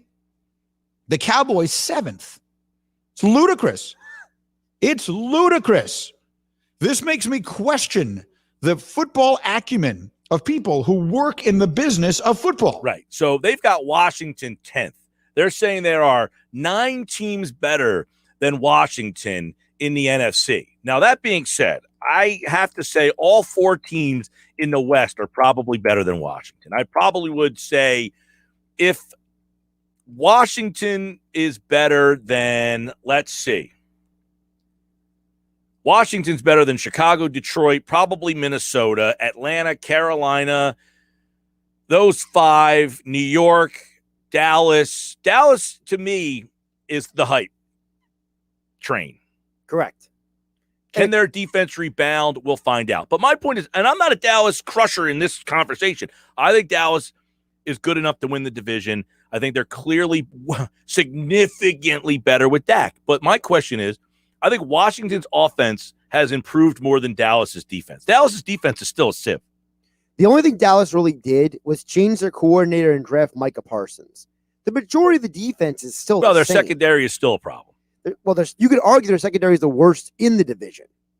Okay, and don't forget about the fact that DeMarcus Lawrence is coming off of a serious injury, and he won't get to play until the start of the season. So he went through all training camp with an injury. Now, we've questioned here in Philadelphia with Rodney McLeod. How's McLeod going to look coming off an injury? Well, how's DeMarcus Lawrence going to come off looking an injury? No, I just think that Dallas, because they're Dallas, right? Dallas, because they're Dallas. They were on Hard Knocks. Well, forget the Hard Knocks situation. They're just Dallas, so they get a lot more attention. Washington has a similar 30-year run that Dallas has. Inept.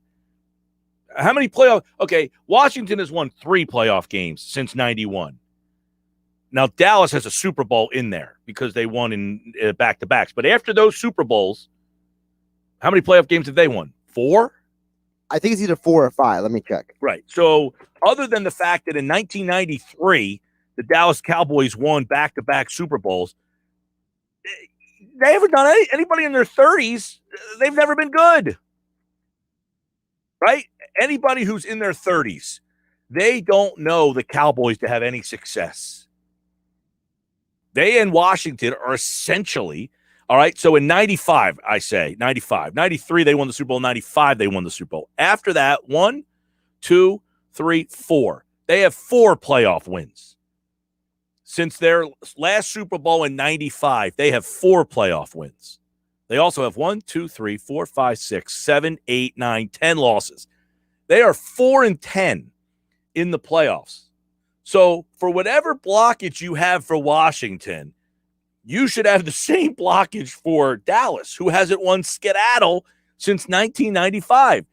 And I got honesty for you here. In 1995, I graduated from high school. That makes me old, and that means they haven't been good since I was in high school. Washington, to me, is the more complete team. Sports Bash Live, 97.3 ESPN, the free mobile app. Download it, take the show on the go. Message us through the free mobile app. Pete Thompson texted me. He heard the joke that Josh went right over his head. I'm sure many of you heard it out there as well. Sports Bash Live, 97.3 ESPN. But I will tell you this. This NFC East is a lot of fun. I'm not telling you Washington's clearly the best team. I'm just saying, if you believe in Dallas, you have to believe in Washington too. I am Mike Gill. This is the Sports Bash here on 97.3 ESPN, brought to you by our friends over at Matt Blatt Kia. Matt Blatt, they want to get you approved today. That's Matt Blatt Kia, 6211 Black Horse Pike in Egg Harbor Township.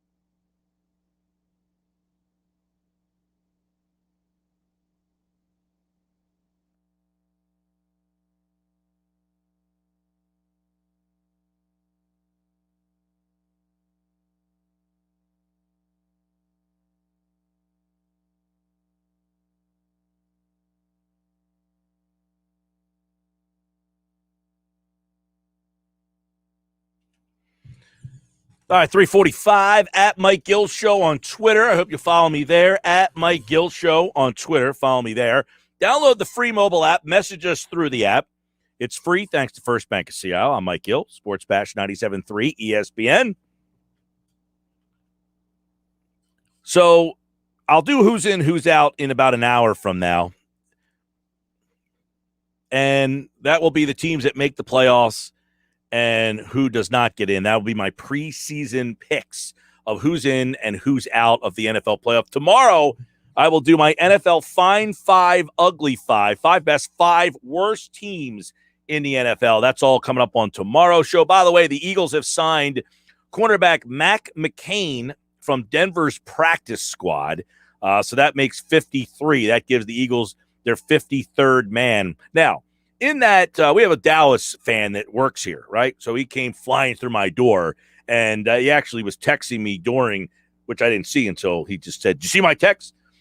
I wasn't saying that Washington is better than Dallas. I think those two are pretty equal. My point was, if you believe in Dallas that they can win the division, and your reasoning is you don't believe in Washington because, well, they're Washington, my point is that argument's kind of out the window because both franchises have been equally inept for about the last 25 years.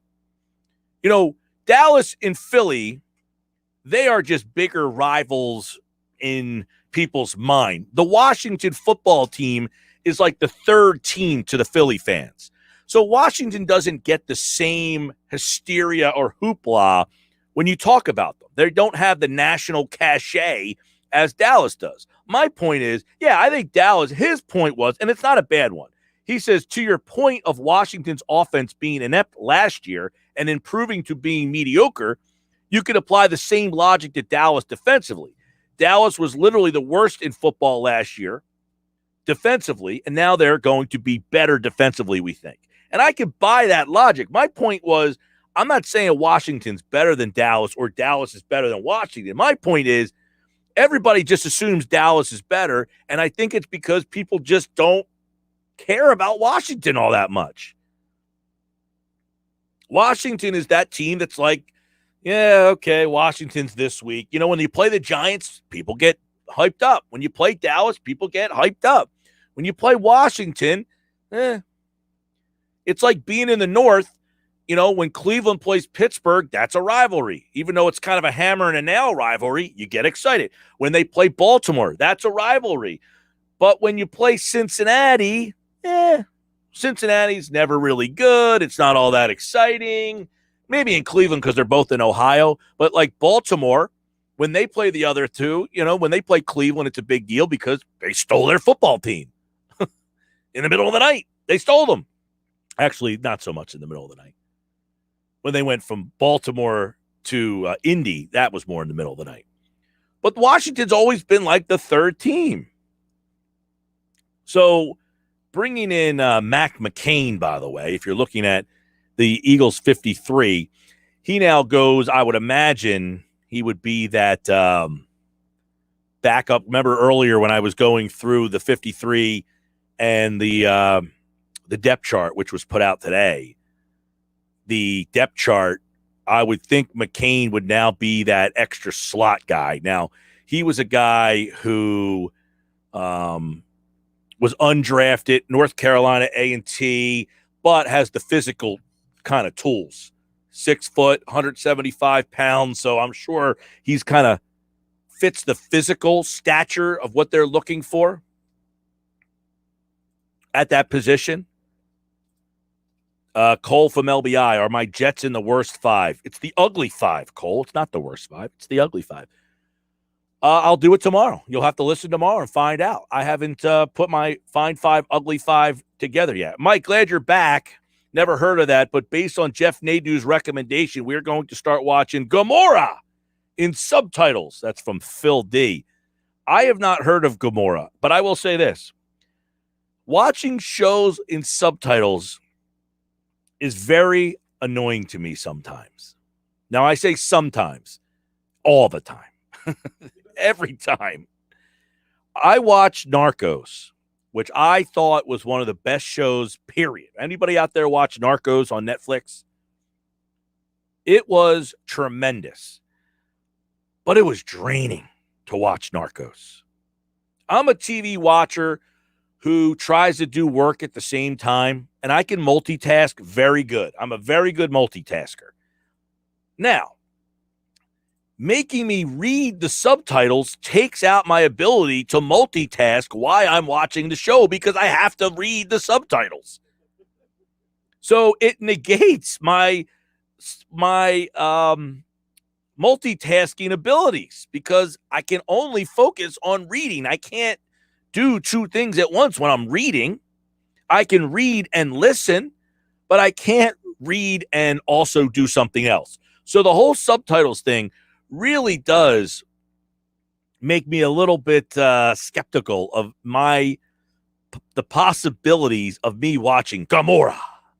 But if Jeff Nadu says it's the best television show, then I might have to at least give it a shot. Here's another one, okay? You guys out there from time to time, I'll say, give me a show to watch. And there was a show that many of you guys texted in and told me that I should watch, okay? I can't even remember the name of it. But it was, Peaky Blinders. You guys told me to watch Peaky Blinders, okay? So I tried to watch Peaky Blinders. The problem was I couldn't understand anything they were saying. So I gave it like 2 to 3 episodes before I finally said, I'm out on the Peaky Blinders. Because for me to watch and really get what they were saying, I had to basically like watch and try to read their lips or put on the damn subtitles. So Gamora, which I think he said was on HBO Max, I will probably not be in on, right? Sports Bash Live, 97.3 ESPN, the free mobile app. Download the app in the App Store, Apple Play, Google Play, Apple Store, Google Play, and message us through the app. All right. So I want to shift back to this division here because the one team I didn't mention were the New York Football Giants. So there's some news with the Giants today. This Giants team has been very intriguing, okay, all of a sudden. Now, I think the Giants are kind of I think the Giants have a very good roster. They're like the Denver team of the NFC. They have a good roster, but the quarterback's a little sketchy.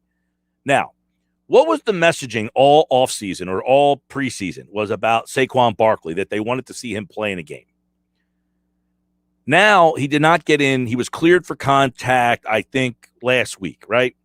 And they wanted to watch him go through workouts on Thursday, see how he responds this week. And barring a setback, they expect Barkley to play in week number 1. Now, how much he plays, that remains to be seen. But I think we know this. If Barkley can play, that takes a lot of pressure off Daniel Jones. And I think we all realize that Daniel Jones is the weak spot of this team. The rest of the team, now, offensive line is a problem. Huge wild card for them is Andrew Thomas.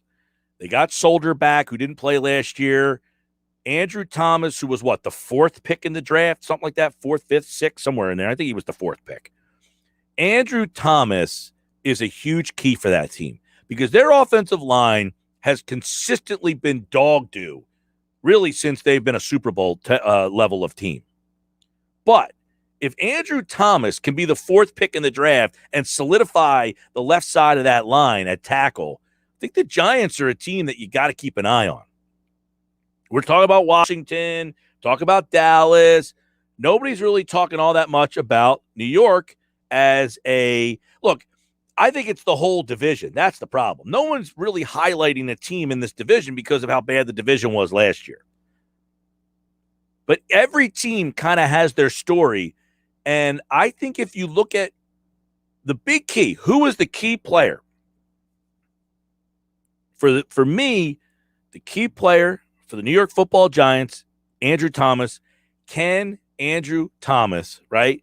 Can he, I want to say, be the 4th pick in the draft? Can he solidify their offensive line? Because they have had offensive line problems.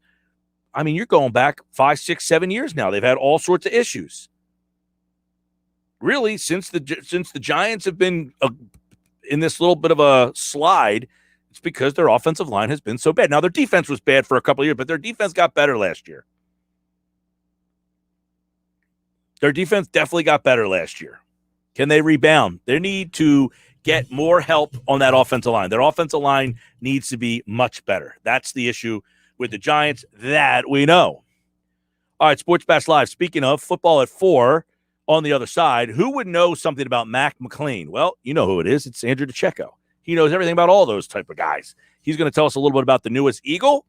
Plus, the depth chart is out. What does it mean? Everything from Eagles Falcons to get you ready for the matchup. Football at 4 is on the other side. I'm Mike Gill. This is the Sports Bash. Don't forget to download the free mobile app and message us through the app. It's free. The Apple Store or Google Play. This is the Sports Bash on 97.3 ESPN.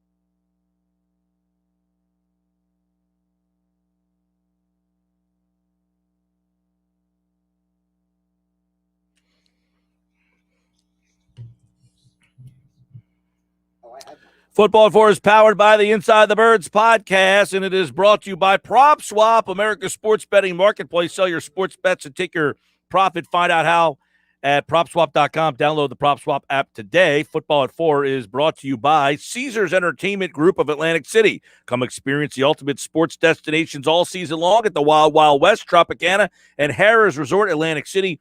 Book your game day experience today at Caesars.com.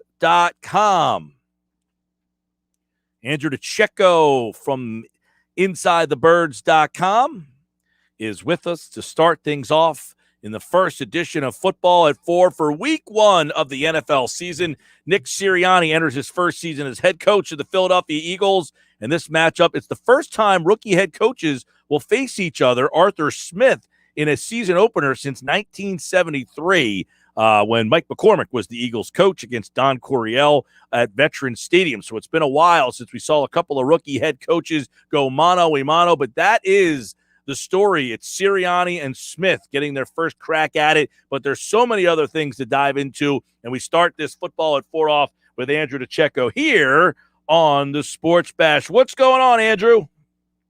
Hey, Mike, it's been a long time. I'm doing well. How about yourself? Yeah, man, it's been a long time, but it's good to have you back on during the actual football season, which is here. And let's start off with Nick Sirianni and kind of get your offseason training camp impressions as he kind of gets ready for week 1 of this season. I think he's an interesting kind of character in this whole sitcom, if you will. I mean, he's the lead role here. So what are we looking at from what have you seen from Sirianni through the preseason, the training camp? Well, I saw a coach that has a lot of emotional intelligence. He's able to sort of tap into his players and get the most out of them. I really saw a lot of accountability from Nick Sirianni. I saw a lot of player development. You look no further than Quez Watkins and the development of a Jalen Reagor, who now has to take his summer success and translate that into the regular season, of course. But there's been a lot of players that have shown growth under just a brief tenure of Nick Sirianni. He's someone that's going to continuously coach, and his coaching staff is always going to they're going to coach the team hard, and they're going to fine tune these details and make sure that there is that accountability factor, and players are continuously improving on flaws in their game. And I think that is a remarkable transition from what the previous regime was sort of known for. And you're going to start to see that. I think ultimately you're going to see a lot of buy-in from the players, and you're going to see a lot of energy, and you're going to see a markedly different team and more explosive and innovative offense, and just a more structured team. And I think that's sort of been conveyed in the practices and in the preseason games, and I think that's sort of going to transition into the regular season. So it's been sort of a breath of fresh air so far into his tenure. Yeah, I want to first pick your brain on Quez Watkins. He was officially the starter on the first depth chart here. And what's the messaging there and how they could use Quez Watkins in a game, not only this game against Atlanta, but this season? Because, hey, Sirianni could have gone the easy route and said, hey, I got a sure-handed veteran player in Greg Ward. But what's the messaging by putting Quez Watkins? What does that tell you in your mind about what this offense might look like? Well, it's very consistent, Mike, with this message of competition, right? Quez Watkins has earned the right to start for this football team by showing up every day, by proving that he really is someone that really attacked the offseason, really carried his momentum from the end of last season and really built on that throughout the offseason, figured out what he needed to work on, which was route running, catches the ball very well. He's an explosive athlete. You want to get him the ball in space. And every day at training camp and in the preseason, he showed up. And he routinely made defensive backs, kept them on their toes, created separation, caught contested catches. So he's not the biggest guy, and he may never be a volume type of player, but he's someone that can take the top off of the defense, keep the defense honest. And I think he adds another dimension to this offense. And when you know what you have in Greg Ward, he's not really going to take a next step in his progression. He's a sure-handed, not exactly a fleet-footed. He's just a chain mover. He's going to give you, 11, 12 yards a catch and move the chains, but he can't play outside necessarily. You don't know. He's not going to break a lot of tackles. He's not going to be a vertical slot But, he's going to be there should anything happen, or should you want to mix him in and get a tough third down conversion or things like that, move those chains. But Quez Watkins has earned that role, and it's been very consistent with Nick Sirianni's message from the moment that he got here. Yeah, and I know that Watkins is a guy that we saw some explosion from in the preseason. He had that 70-plus yard touchdown against the Steelers, but that was on a little bubble screen and him just kind of stepping on the gas. How do they, in your mind, intend on using him in this offense? Do we see him, taking shots down the slot? Is he going to be bubble screens, jet sweeps, a big part of this offense, more of a decoy? I think he's a very interesting piece because I have a follow-up question based on your answer here. Yeah, that wasn't an overly complex play by any means. You see that usually on Saturdays in college football. But I think what that did was, Mike, it accented his explosive traits and his breakaway speed, right? I think you're going to see a lot of get him the ball and let his natural athleticism take over. You're going to see him get one-on-one, and they're going to against the corner in the slot, and let's see if he can threaten vertically. And you have a guy on the other side, Devontae Smith, who can get open based on his savvy route running, the short to intermediate routes, and you have Jalen Reagor, who's always going to be a threat. If you get him on the move, get him the football and get him on the move. But I think he's going to be someone, Quez Watkins, to answer your question, that they're going to try and find creative ways to get him on the move, get him in the ball in space, and take advantage of his explosive speed and big play potential. Now, based on that answer, I'm interested to see with Watkins and how they use him, how do you envision the Ertz-Goedert duo being a part of this offense? How is that breakdown? How do you see that in your mind? Well, you have two players in Zach Ertz and Dallas Goedert that offer top 10 potential at their position. So you have to find a way to utilize them. And I think their 12 personnel is going to be utilized very often, especially in the early part of the season when the young receivers are really starting to find their way and the Eagles are really starting to see what they have and base it off of matchups and things like that. But I think you're going to see a lot of 12 personnel with Zach Ertz and Dallas Goedert. And then you're going to see Quez Watkins, who does offer outside and versatility in addition to his slot contributions, inside contributions. So I think you're going to see a lot of rotation going on. I think you're going to see a lot of varying snap counts. I think Devontae Smith is firmly entrenched as the top receiver on this football team. There's no question there. But I think Jalen Reagor and Quez Watkins are going to be subbed in and out. While you have a healthy dose of Zach Ertz and Dallas Goedert, at least in the first couple of weeks of the season. Yeah, I'm interested how that all breaks down. That's something Andrew DeCecco, Football 4 from the InsideTheBirds.com and the Inside the Birds podcast, of course, bring you Football 4 each and every day here on the Sports Bash. And, one of the big things with Goedert and Ertz is they're two of the better weapons in the offense. So you wonder how much time they get, and what does that do to a guy like Watkins and the wide receiving core? Do you have to play those two guys more than you play three wide receivers?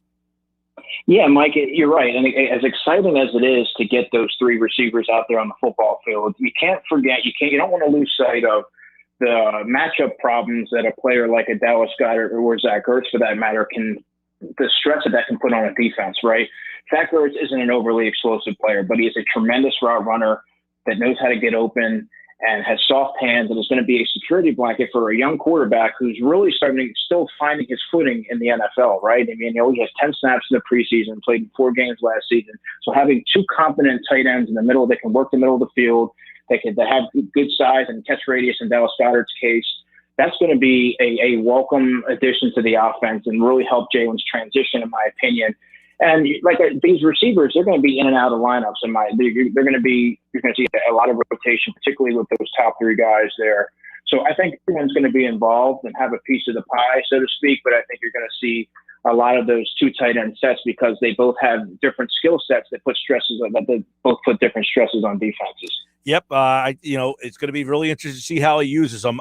Give me your thoughts on the running back rotation. Did we learn anything about how he'll utilize his running backs in the 3 preseason games? Nothing more than what we sort of already knew. I don't think that we really saw much of anything in the preseason to sort of gauge how they're going to be deployed, Mike. But I think what we do know is Miles Sanders, in my opinion, is not going to be an every down bell cow. That's just not his makeup. But what he is good at, he's an explosive player. He's going to shoulder the lion's share of the carries. He needs to improve as a pass receiver. But while he might not be as astute in that area, you have other players like a Boston Scott and a Kenny Gainwell. Kenny Gainwell, I think, is going to have an early role, earlier than many anticipated, I would say. He's going to have a decent role on the offense as a pass-catching running back. Also proved that he's not afraid to pound it between the tackles. That's an area of his game that we really weren't sure how he was going to adjust as a rookie to that aspect of his game, but he looks very comfortable doing so. You know what you have in Boston Scott. Boston Scott is an explosive player, can't be the number 2 running back ideally. You don't want to, should anything happen to Miles Sanders, Boston Scott isn't someone that's going to be able to take the ball 15, 18 times a game. Then he tends to wear down. That's really not what he's there for, but he can catch the football. He's good on the move. He can run between the tackles if you need him to do so. I think he's good for about 6 to 8 touches a game. And it wouldn't surprise me if Jordan Howard gets one of those call-ups Saturday by 4 p.m. as one of those practice squad call-ups, because you really do need a short yardage running back, I would think, to sort of take advantage of those down and distances and goal line situations. So to go into the game with 3 running backs is a little light. That's why I had a sneaky suspicion that you're going to want that bruiser to sort of churn out those tough yards. Right. The initial depth chart is out today, and one of the interesting spots on there, on top of Quez Watkins being named the starter, is that they only had the 3 running backs. Scott was the 2, Gainwell was the 3. So what kind of role does Gainwell have? You know, I sort of liken it to Brian Westbrook's rookie season. I believe he was, utilized sparingly, but he made an impact every time he was on the field, it seemed like. I think he only had 46 carries as a rookie, if I'm not mistaken, but it wasn't like a sizable role. However, with just 3 running backs on the roster, should it really remain that way, the Eagles are very comfortable in Kenneth Gainwell having a pretty substantial role in the offense, which tells you that how far that's another example of a player who's progressed under this regime in the early going. So, I mean, he's shown that he can we know he can catch the football. That's what he's been billed at as coming out of college when he was very prolific in that area at Memphis. But he's also really impressed me as a runner, Mike. And he can pound the ball between the tackles, but he can also bounce it outside.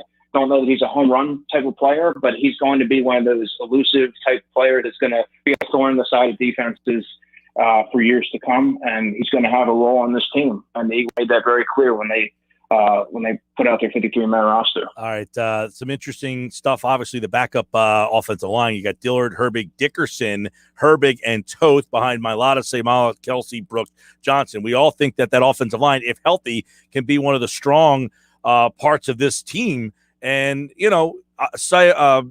Mailata wins that job over Dillard, which was one of the battles, but Mailata really pulled away there. But how do you see Landon Dickerson kind of fitting in, if at all, this season? That's one of the most complex situations on the 53-man roster. I had him on the NFI list, so to see that he made the 53 was a little bit of a surprise because of the depth that they have there, Mike. You don't necessarily need him to contribute right away. I thought he was going to take this season as a redshirt year, heal completely from all of his nagging injuries in college, seize a starting job next season, be it left guard, center, wherever it may be, and sort of go from there. But the fact that he's on the 53 and he's counted in there,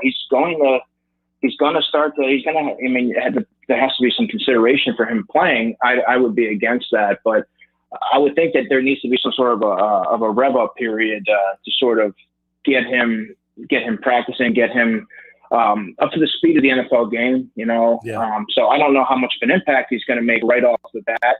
I think it would take a string of poor performances from an Isaac Seumalo or an injury there to really have to expedite his progression.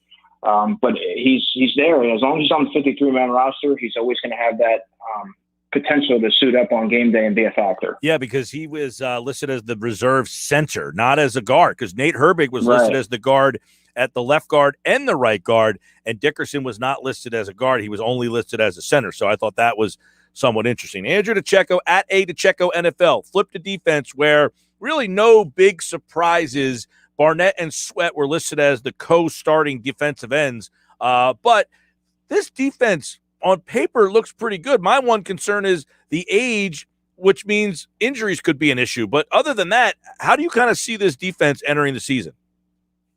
Yeah, well, much like the wide receiver position, I think there's going to be a rotation of defensive ends. I think you're going to see Josh Sweat get work in quite a bit. I think you're going to see Barnett and Ryan Kerrigan, for that matter, is going to be utilized. You're going to keep these guys fresh and keep them attacking quarterbacks, keep them, keep them flushed out of the pocket, keep a healthy rotation of players there. I think Milton Williams is going to be a big factor as a rookie, more so as a defensive end, I think, because you have Hassan Ridgway is on the 53. I think the fact that he offers position versatility is going to really give him a sort of a prominent role early on. He's a very strong player, good lateral agility, strong. So he's someone that I think is going to make an impact early on.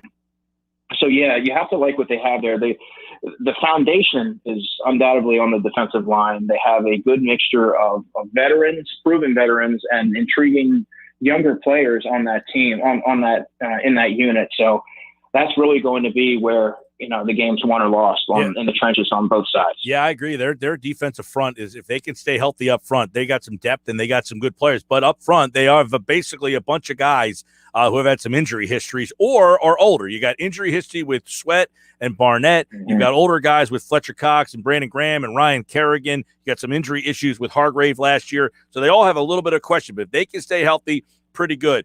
Have they done enough in the secondary to make you feel any better than you did when we entered training camp? From a starting perspective, absolutely, but there's still depth concerns, Mike. If something goes awry and Darius Slay and or Steve Nelson can't go or are unavailable for a week, well, then you're looking at Zach McPherson starting a football game on the outside. I mean, he's just one play away, and I don't know that you want to put a rookie in that situation. Ideally, you would like for them to be able to develop behind a pair of veterans and sort of gradually be brought along and not have to just be almost on call and one play away from seeing your first extensive NFL action. Safety is another concern to me. I mean, you have a banged-up position group.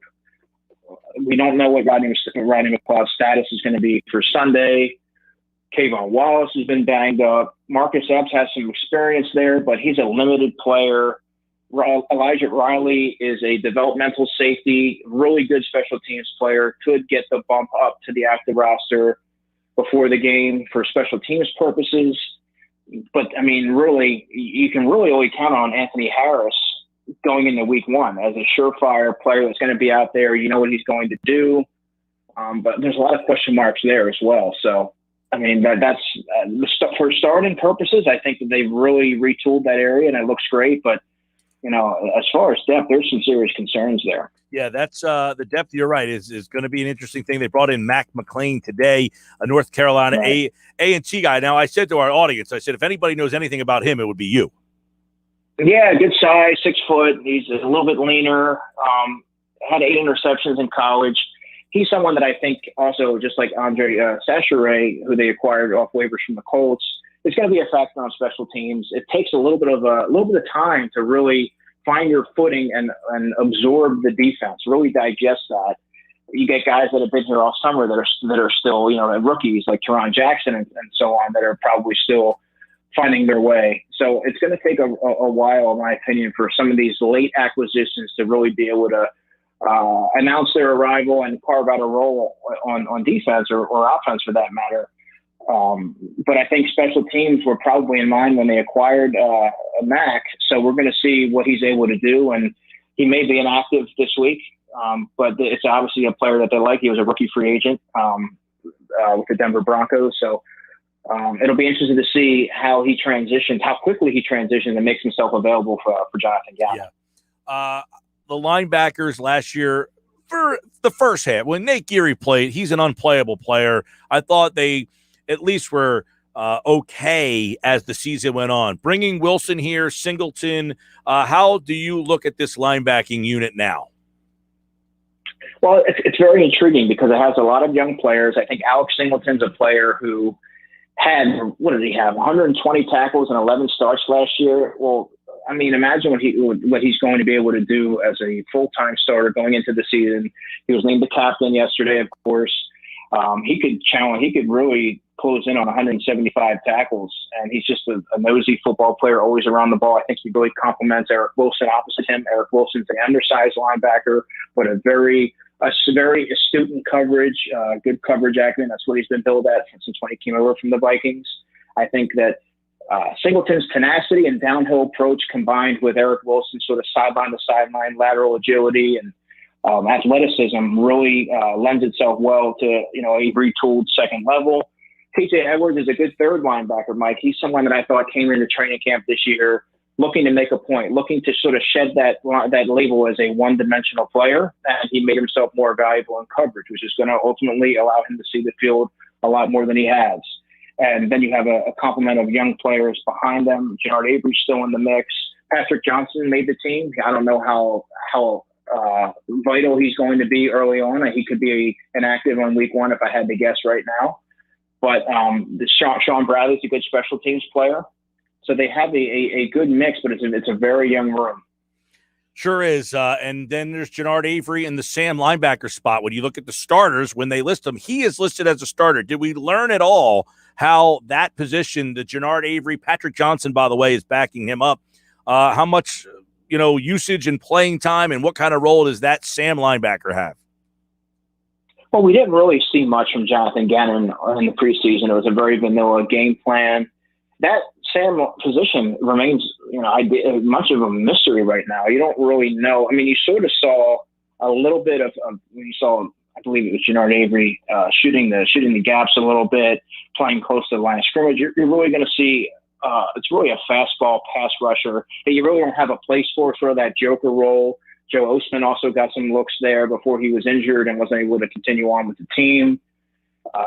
So, I mean, it's going to be sort of just an extra pass rusher. It's a little bit undersized that doesn't really have a role, but you want to, make yourself a little bit more dangerous and off the edge there. So we're going to sort of see how that position develops throughout the season. But, based on what I've gathered, that's sort of what you're going to see. I don't know how often or how many snaps you're really going to see, but they definitely have a role in mind for that position. All right. I look forward to that, too. We didn't get to see that in the preseason games really at all from Jonathan Gannon's unit. We'll see how much Jannard Avery, Ryan Kerrigan, those are some of the kind of wild card players, I think, in this defense. It all starts this Sunday, 1 o'clock, right here on 97.3 ESPN. Andrew will be back on Friday to give us more insight on the actual matchup, how the Eagles match up with the Falcons, and, of course, during football at 4 right here on the Sports Bash. Andrew, all right, man, football's back. I appreciate it.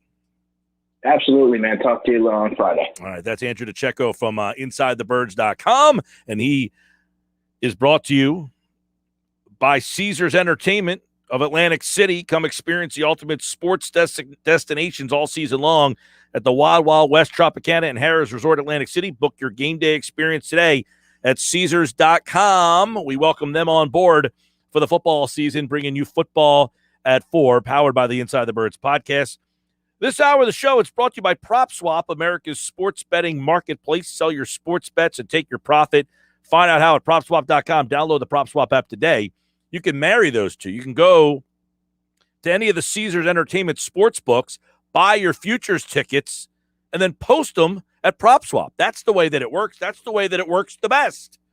So this year, there's a new NFL playoff format, right? A new format will go from 12 teams making the playoffs to 14 teams making the playoffs. It'll feature 7 teams per conference, which means who's in and who's out has gotten bigger. 14 teams are in here on the Sports Bash. I will tell you who those 14 teams are coming up next.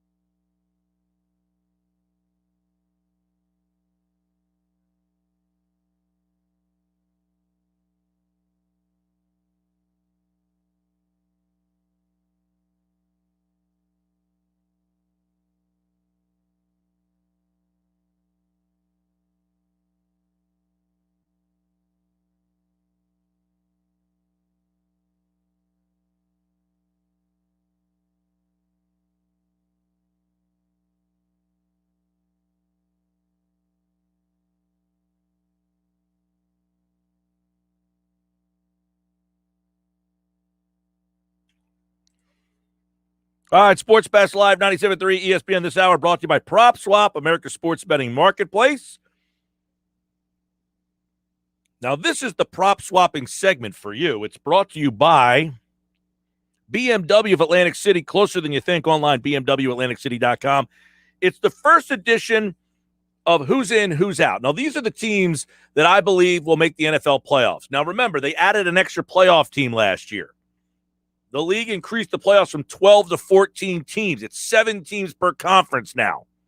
Still 4 division winners. However, the extra wild card team has been added in both conferences, obviously. Only the number 1 seeds in each conference will get a bye. So, like last year, you had the Washington football team at 7-9. They were the 4 seed. They ended up playing Tampa Bay and almost beat them.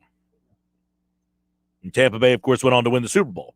So this is the first edition of Who's In and Who's Out. These are the 14 teams that I think will make the playoffs this year. So let's start things off in the AFC East. Now, I am a big fan of this Buffalo football team, the Buffalo Bills. They did not change their name like the Washington football team. The Buffalo football team, they are still the Bills, although how long they will be in Buffalo, we shall see. That would be a travesty, by the way. I was just up in Buffalo recently. They love their Bills up there. I did not see the stadium, though. But I think Buffalo wins the AFC East. And quite frankly, I'm not sure that there's a lot of competition in that division. I'm not a big Tua guy. I think Tua is just one of those very erratic, up and down playmakers. He'll make plays. He'll look great at times. Jets, obviously, a disaster still. New England made a bold move I don't want to say bold move, but I think it shocked some people. They cut Cam Newton. They're going to go with a rookie. Buffalo, to me, is the clear favorite in that division. So give me Buffalo in the AFC East. In the North, this one's a lot more competitive. I think you've got a very intriguing Cincinnati team. I think you've got a very intriguing Baltimore team. I think Pittsburgh, really, it's on its last legs here. This is like the last shot for Pittsburgh. And then Cincinnati, I think, is still a ways off. I'm going to go with Baltimore in the North. Lamar Jackson, I think, a couple of years now removed from the MVP season, isn't as much the focal point anymore, doesn't have to be. I think Cleveland's got a lot of hype. Can they live up to it? We shall see. But one more year for Baltimore, for me, as the favorite before I can really believe in Cleveland. I think Baltimore's defense is still very solid. They've added a couple of nice pieces on the offensive side of the ball as well. So now Lamar Jackson, can he throw? Can he, in a big situation? They got Sammy Watkins in there, Marquise Brown, Mark Andrews just signed the deal yesterday. What's their running game going to look like? With Gus Edwards, are they going to have explosion in the run game? We'll see. But I like Baltimore in the North. Maybe a wild card team coming out of this, or 2. We shall see. All right, over to the AFC South, where to me, I'm going to go with Tennessee. I think they are the clear best team, in my opinion, in that division. I think Tennessee is a Super Bowl contending team. Tannehill has been solid now for 2 years in a row. The one concern I have about them is Derrick Henry going to have one of those years where he just hits the wall? And I don't think this is going to be it. It might be next year where the tires just start to lose a little tread, but I'll go with Tannehill, Henry. They brought Julio Jones in, A.J. Brown, another solid. They got 2 very good receivers to kind of start things off on their offense. Their offensive line is solid. Defensively, they had some issues last year, but I think they are good enough to hold off Indianapolis. We'll see what Wentz brings to the table. They are a wild card. Indianapolis is I say wild card. I don't know if they're a wild card team, but they're just a wild card. They've got Super Bowl talent. What quarterback are they getting? And Jacksonville and Houston could be 2 of the worst teams in football. So I think it's a 2-team race. I got Tennessee in the South. Who's in, who's out in the West? Well, it's Kansas City, and I don't really have to break it down all that much. They are clearly the best team in that division, maybe the best team in football. I don't know that there's even a challenger. Denver's got a good roster, quarterback, Vegas smells like 8-8 to me, or 9-8, or 8-9, or whatever the heck you want to. They're around a 500 team. I hate the fact that there's no more 500 teams. I think the Chargers might be the biggest competitor in that West. For years, they've had great talent and just couldn't get the big win, couldn't get the big play in the big moment. I think Kansas City wins that division, and I don't think it's necessarily very close. 3 wild cards. This is where it gets tough. I'm going to go with Cleveland as my top wild card. I'm going to go with Indianapolis as my other wild card. And I'm going to go with New England as the third wild card. And someone might say, why New England? You got a rookie quarterback. Their defense should be much better getting a lot of those COVID guys back. The rookie quarterback thing doesn't bother me as much. I think their schedule should help them out. You got the Jets, you got Miami. They did not play. They were, a bad team last year, so they got the 2 extra games that they should be pretty good in. So that division might actually help them out. So I'll go with New England over Pittsburgh, New England over the Chargers, New England over Denver, New England over the Raiders. I think they're the teams. They're in the AFC wildcard mix. So we'll write this down in pen so I can't erase it. Buffalo, Baltimore, Tennessee, Kansas City, Cleveland, Indy, New England. They are the 7 teams that will make the playoffs in the AFC. That's who's in. Who's out? Miami, the Jets, Cincinnati, Pittsburgh, Houston, Jacksonville, Denver, Vegas, LA. All right? Over to the NFC. Who's in? Who's out? In the NFC West, who's in? I'm going San Francisco in the West. I like San Francisco's defense. I love the weapons they have on offense. They had so many injuries last year. I'm banking on a healthy team. And if Garoppolo struggles, they can go to the bullpen. But I don't think that's going to be the case. They went to the Super Bowl 2 years ago because they were very good. Trey Lance, I don't think is going to be necessary. I think Garoppolo's fine. Love Mostert, love Samuel, like Ayuk, Sanu. They got a ton of speed. Kittle, their defense is outstanding. And that division is loaded. That division's loaded, but I think they're the most complete team in the West. So I'll go San Francisco as my pick in the West. In the South, going Tampa Bay, and I don't know that they're going to be challenged all that much, although the Saints are interesting. Breeze did not play great last year. If they can get a number 1 overall pick effort from Jameis Winston, there's no reason why they shouldn't be involved in this race. I think Carolina has a lot of question marks with Sam Darnold, and Atlanta defensively is just putrid still. So I like Tampa Bay in the South on who's in, who's out. In the North, you got to go Green Bay, and I don't know that division is particularly all that interesting. I think Chicago is very average. I think Detroit's still a bottom-of-the-barrel team. Minnesota could be an intriguing team if you really look at what, offensively, they still don't have a very good offensive line. They still have challenges on that offensive line. Still have Kirk Cousins, who's very good at times, and he makes, bonehead decisions at other times. So in that NFC North, it's got to be Green Bay. I think Green Bay might be top 3 in the NFC. So they're definitely in my opinion. And then you got the wild card in the East. I'm going to go with Dallas for to start this one off. This one I think should fluctuate a lot during the course of the year when we do who's in and who's out. I think Dallas, I'm going to go with to start things off. Look, getting Dak Prescott back, if he plays last year, I think they win the division. Their defense should be better. I think Washington will challenge them. I think Philadelphia, if they can stay healthy, will challenge them. And if New York can get good, here's the problem. New York's biggest wild card is their quarterback. Their defense isn't as good as Washington. Dallas is the best quarterback.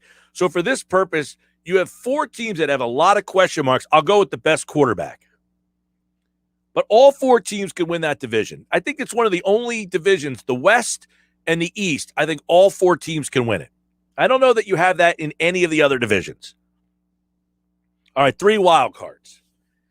The NFC, my wild card teams would be Seattle. And I think Seattle's got a chance to win that division, obviously. I think all 4 teams in the West have a chance to win that division. I think the other wild card team would be the Rams. So you got 2 teams in that division getting wild card berths. And there's a possibility. I mean, heck, now the problem is you're going to get 4 teams in that division with 10, 9, 10, 11 wins? Probably not. So who is the last wild card team? And I'm going to go with New Orleans as my final wild card team. So I've got Dallas, Green Bay, Tampa Bay, San Francisco, Seattle, the Rams, New Orleans. That is who is in. Out would be New York, Philadelphia, Washington, Chicago, Detroit, Minnesota, Atlanta, Carolina, and Arizona. Now, of course, these are the preseason additions. After week 1, I might get my mind changed right off the bat. So we'll keep these, obviously, post them, have them for you. That's who's in and who's out. Buffalo, Baltimore, Tennessee, Kansas City win the divisions. Cleveland, Indy, New England. In the NFC, Dallas, Green Bay, Tampa, San Francisco. Wild card, Seattle, Rams, Saints. Tomorrow I'll do my Fine 5, Ugly 5. Agree or disagree with my list? Download the free mobile app and message me and let me know. Hit me up on the text board, 609-403-0973. Or if you're watching the show live on YouTube and Twitter, you can always send us a message in the comment section. Those are my picks. All right, when we come back, Paul Hudrick is here. He's going to talk a little Sixers with us coming up.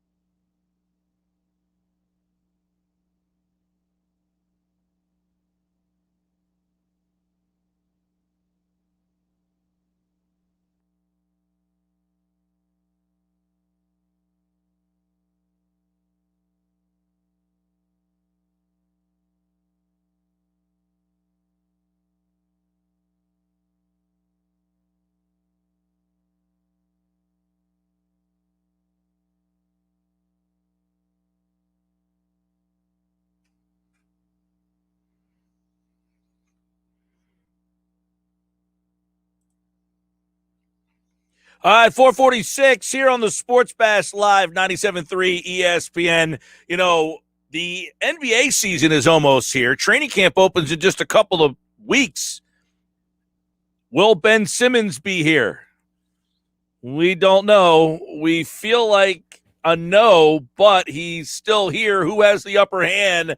Paul Hudrick, Liberty Ballers, is with us to kind of make some sense of it all. Now, he requests a trade. That was last week. Where does this thing kind of stand in your mind now, Paul, as we get close to the beginning of training camp, which he says he is not reporting to?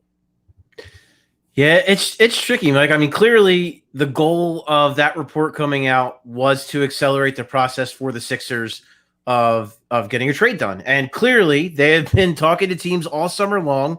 It seems amicable on both sides that, you know, the Sixers would like to explore other options and that Ben Simmons would like to not be a 76er anymore. And I think now we got to the point where, you know, it seemed amicable. Now it's Ben Simmons wants to get the hell out of here. And he wants it to happen now and not, you know, and I will say this. I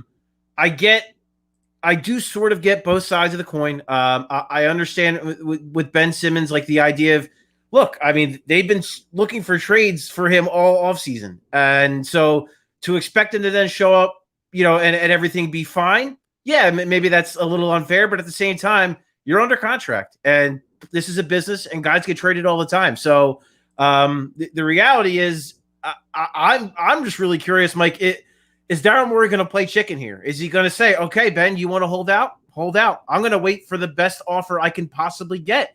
And I'm not going to allow you to force my hand. So this has the potential. I mean, it's already shifting towards ugly. But I think this has potential to get uglier as we get closer to camp. As you mentioned, September 28th is the start date. So we are rapidly approaching that. You mentioned Morey. He does have some history kind of dealing with stuff like this. I don't know. Does he feel I don't want to go through having somebody come here and not be happy? Does he not care? What kind of read would you get from Morey based on past experiences? I would say that Morey does not come across as the guy who appreciates threats, and this kind of feels like a threat in a way. You know, like I mean, not even in a way, it is. I mean, right? If you don't trade me, I'm not showing up to camp. That's a threat, and I don't see Morey as the kind of guy who responds well to that. So I could see a scenario where he says, okay, hold out. Because look, Mike, does it really hurt his value if he holds out? I don't think it does. I think his value says it doesn't improve. It certainly doesn't get any better if he sits out, but it doesn't get any worse. And a lot can happen. Maybe, you know, if the Sixers got antsy right after this trade, after this report came out, that would make the Sixers come off as desperate, which would not be a good look, which teams would then maybe look to leverage. If Daryl Morey says instead, no, we feel comfortable, we're going to let him sit out, maybe one of the teams that's been reported to have interest, maybe that makes them say like, oh man, you know, maybe that makes them sweat a little bit. Maybe a guy gets, you know, you don't hope for this, but maybe a guy gets hurt. Players get hurt in training camp or leading up to training camp. And maybe a team gets a little bit desperate at that point. And the market's there too, Mike. I mean, look, there are teams that are interested in trading for Ben Simmons. There's not going to be a shortage of that. Are you going to get the deal maybe you would have liked to at the beginning of the summer? Probably not, but there is going to be a market for him. There are going to be teams that want him. You're going to get something good for him. Yeah, that's interesting because, you know, there's a report today that Cleveland's trying to circle back in, and you kind of still hear some of these, like, you know, Minnesota's, the kind of the Midwest smaller market teams, which early in this process, I don't think anybody was all that excited about. I don't know that Daryl Morey's all that excited about dealing with any of those teams. I think he's holding off saying, I'll wait for the big fish. What if that big fish doesn't come? Does he just say, I'm going to go in with Ben Simmons, and I don't care that Ben Simmons wants to be here or not? Because ultimately, if he holds out and doesn't play, then what? Right.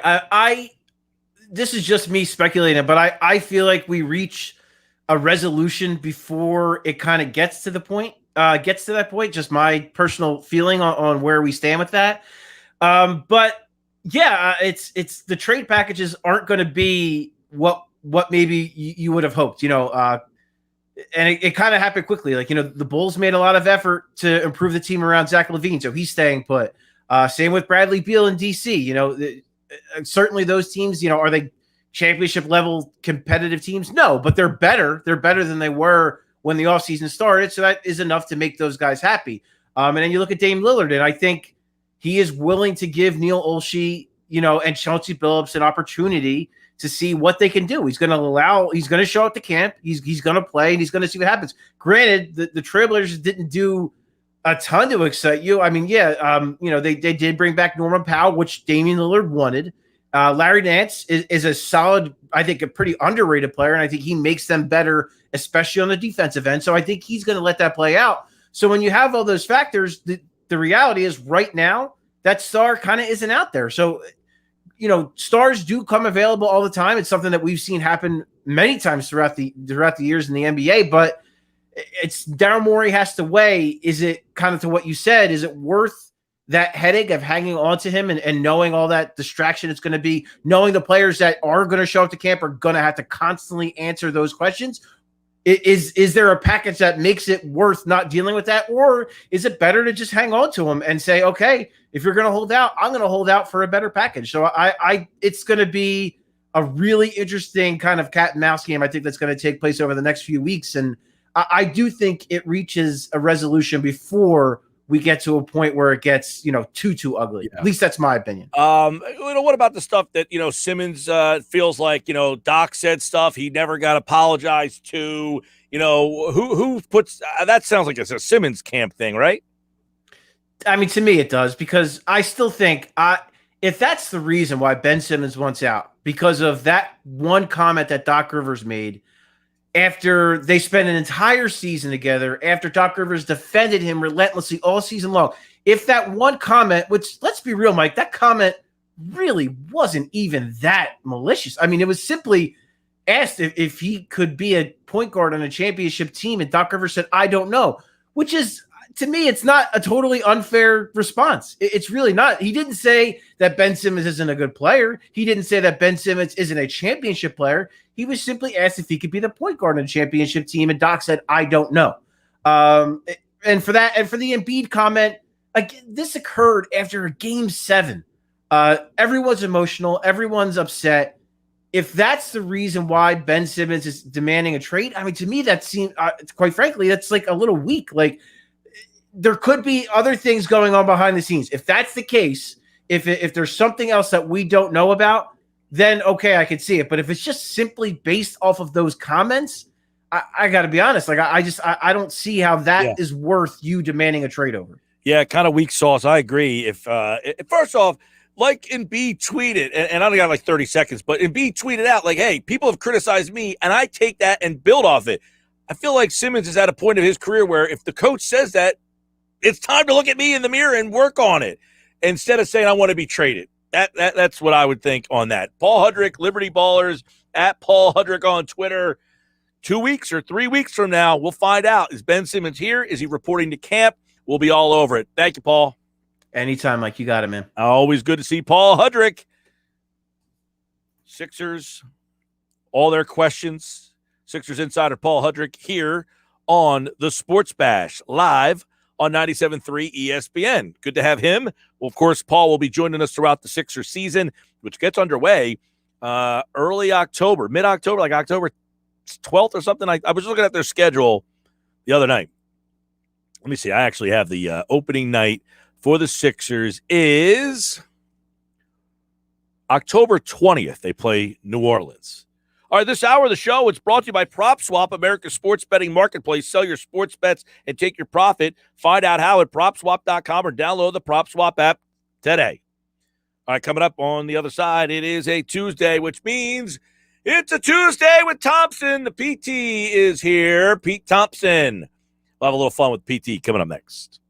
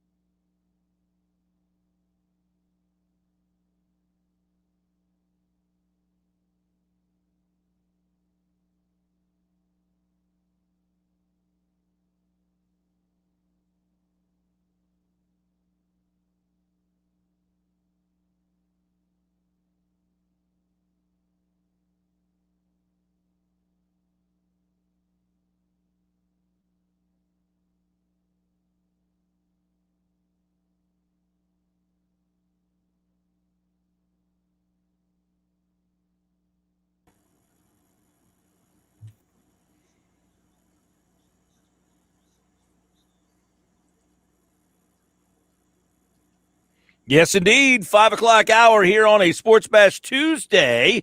It is a Tuesday with Thompson. Indeed helps you hire great people fast. Indeed delivers 4 times more hires than all other job sites combined. According to Talent Nest, visit Indeed.com/credit. I am Mike Gill. This is the Sports Bash. He is Pete Thompson. It is a Tuesday with Thompson. It feels like we haven't done one of these in quite some times, Peter. It feels like months, like so long ago. I don't remember what you look like. It's nice to see you on the stream. I don't remember what you sound like. I only hear you in promos. I mean, and yeah, you're wearing your Ivy League. You're wearing your Ivy League today. That's because you went to the Ivy League south of the Mason-Dixon line. Come on now. That's right. Well, no, you know the story behind all the college. People always ask me about the college season. It's all the campuses that I have visited in my time of visiting different colleges. Well, it looks pretty darn nice. I mean, I had to wear the work uniform. And in fact, one of my students today was the first day with students, by the way. So if I say something stupid, or when I say something stupid, just remember that I've been up since 5 and I'm running on fumes. But yeah, she was like, Mr. Thompson, you're wearing the same shirt you wore for the first day last year. And I'm like, how do you know that? She's like, I got footage right here. Don't. All right, well, the NFL season starts Thursday night. The Eagles begin on Sunday, Pete Thompson. So let's kind of jump out of the gates with that. As the preseason's over, all the stories are going, all the training camp has happened. The expectations going into this season for the PT are? Well, I mean, you figure that if you're talking about the Eagles, you'd hope that they can't be as bad as they were last year. I mean, you know me, the eternal optimist, nowhere to go but up. But that said, I don't know how much improved they'll be. I mean, we didn't really see a lot of the sample size. A lot of the work got done away from our eyes, right? You and I talked about that before you left on your break there, about these organized practices and these, scrimmages against each other in camp, but not necessarily in a preseason game. I thought, Sirianni, if there's anything he showed during the preseason, it was that he wasn't going to show a lot or reveal a lot. And why put that out there to the rest of the teams that might be able to see it? So to be able to get an accurate gauge, you kind of have to talk to the people that were there for those, the Jets intense practices and the ones against the Patriots. And by all accounts, they looked pretty good, but it's just, you just don't know until you get to week 1 and they kick off against the Falcons and you see what you really have. Yeah, well, I'll tell you this. Everywhere on the field, I mean, the offensive line, I said this at the start of the show, the first hour, PT, one thing that they were able to do, people complain they didn't do preseason games, they didn't do this. I don't care about any of that. You know why? Johnson, Brooks, Kelsey, Sayamala, Mailata, they have reached the first week with their line intact, something they did not do last year. Lane Johnson did not play the first game. He had that ankle problem. Brooks never made it to the first game because of the Achilles. Dillard was supposed to be the starter last year. He had the tricep or the pectoral injury. 3/5 of their line didn't make it to the opener last year. They've got all 5 this year. And I thought that was a big thing. I couldn't agree more. I thought that was a big thing that basically put them behind the 8 ball from the get-go. And yeah, the one training camp battle that you thought where Dillard was going to battle Mailata, that wasn't a battle at all. Mailata dominated. Jordan Mailata is entrenched as the left tackle, and Dillard, to me, if offensive line wasn't such a valuable position, he might not even be on the team. But, you can never have enough quality or at least serviceable offensive linemen. So yeah, when and they have good backups at all those positions, including, there were a lot of people that didn't think Landon Dickerson was going to be a part of this team at the very start, and they made sure that he is a part of the team. They don't want to stash him in a place that he can't be activated at some point if need be. So, you've got Dillard as the backup to Mailata, Herbig as the backup to Sayamalo, Dickerson, Herbig's listed in 2 spots, and my boy Brett Toth, to me, you're right. Really, the key 5 are healthy and ready to go. I thought last year Lane Johnson was never quite right. Never. No, in fact, the PFF grades are not the Bible, but those grades match up with him not being right. He had the lowest grade of his entire career last year, and I think a lot of that was him just trying to play because the rest of the line was in shambles. I mean, and no less an authority than our guy Casey Joyner is talking about how good the Eagles' offensive line could be, and his GBR, which stands for the good blocking metric, right? I mean, I love reading that, and that he's high on the offensive line, with the caveat of when healthy. Yes, Eagles I think that's the caveat. Yeah, BT, that's the caveat in the NFL always. We saw teams decimated by injuries last year. San Francisco went to the Super Bowl one year. Last year, they had more injuries than anyone in the history of football. So that wasn't a bad football team. They just got decimated. The Eagles, I'm not sure if they were a good team.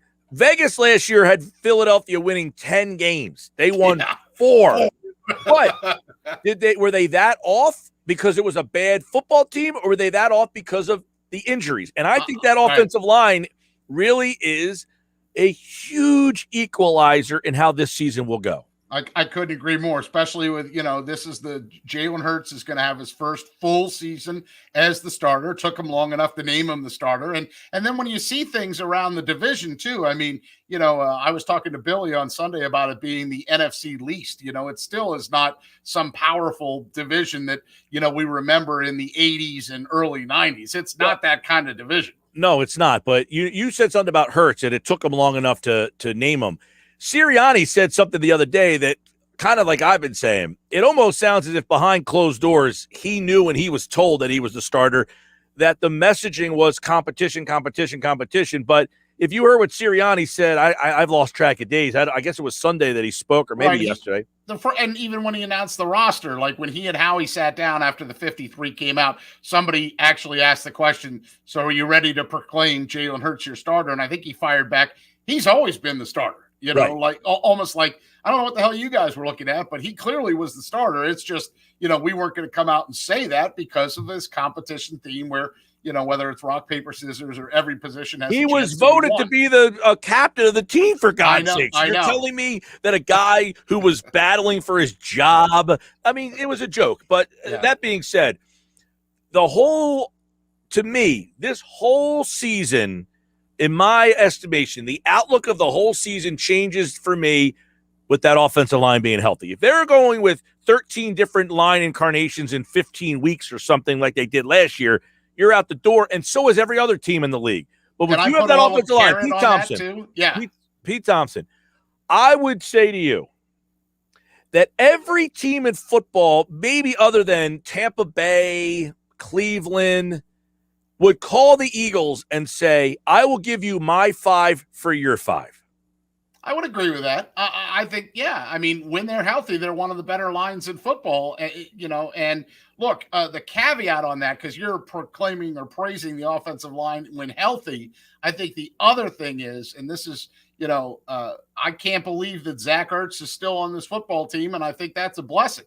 Not one. And did you look at the depth chart today when the notes came out? They have Ertz and Goedert listed as number ones. There's 2 positions on the depth chart where they don't list a starter. One of them's at tight end, and the other one's at defensive end, right? And so they list Ertz and Goedert as basically number ones. And to me, that's, I thought I saw an article yesterday maybe about the one assistant coach that came in and basically saved the day to kind of convince Ertz, like, look, man, you might have your feelings hurt, but this is really the place you need to be, and they're not finding anything for you. So why don't we just make the best of it? And c'est la vie, they're making the best of it.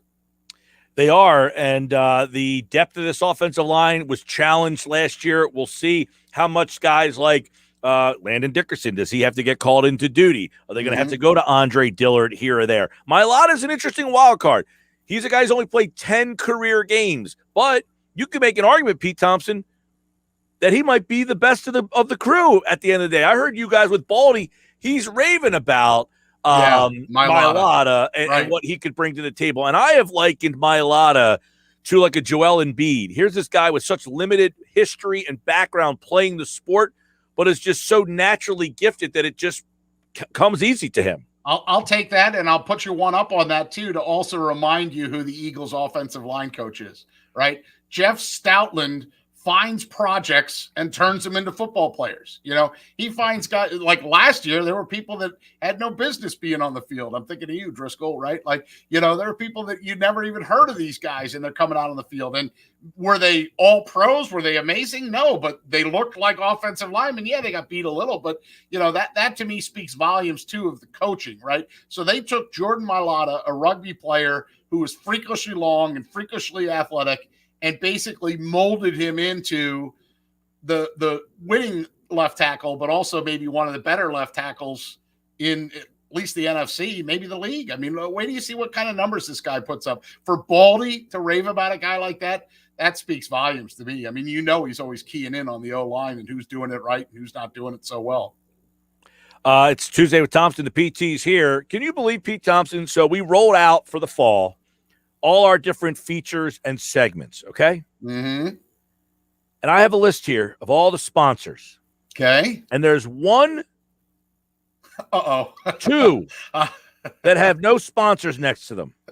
Is it Tuesday and Friday at 5:00? Tuesday with Thompson and Happy Hour Friday with Pete Thompson. Every other segment, the entire football season is sponsored, except for the two with the PT. Oh, we'll have to fix that. I'll have to go. How is that humanly possible? I don't know. I mean, you'd think that there's somebody out there that wants to be associated with this segment. I met one guy that does a vacuum cleaning business because he just wanted me to say, he wants to hear me say over and over again, suck. Because it's vacuums.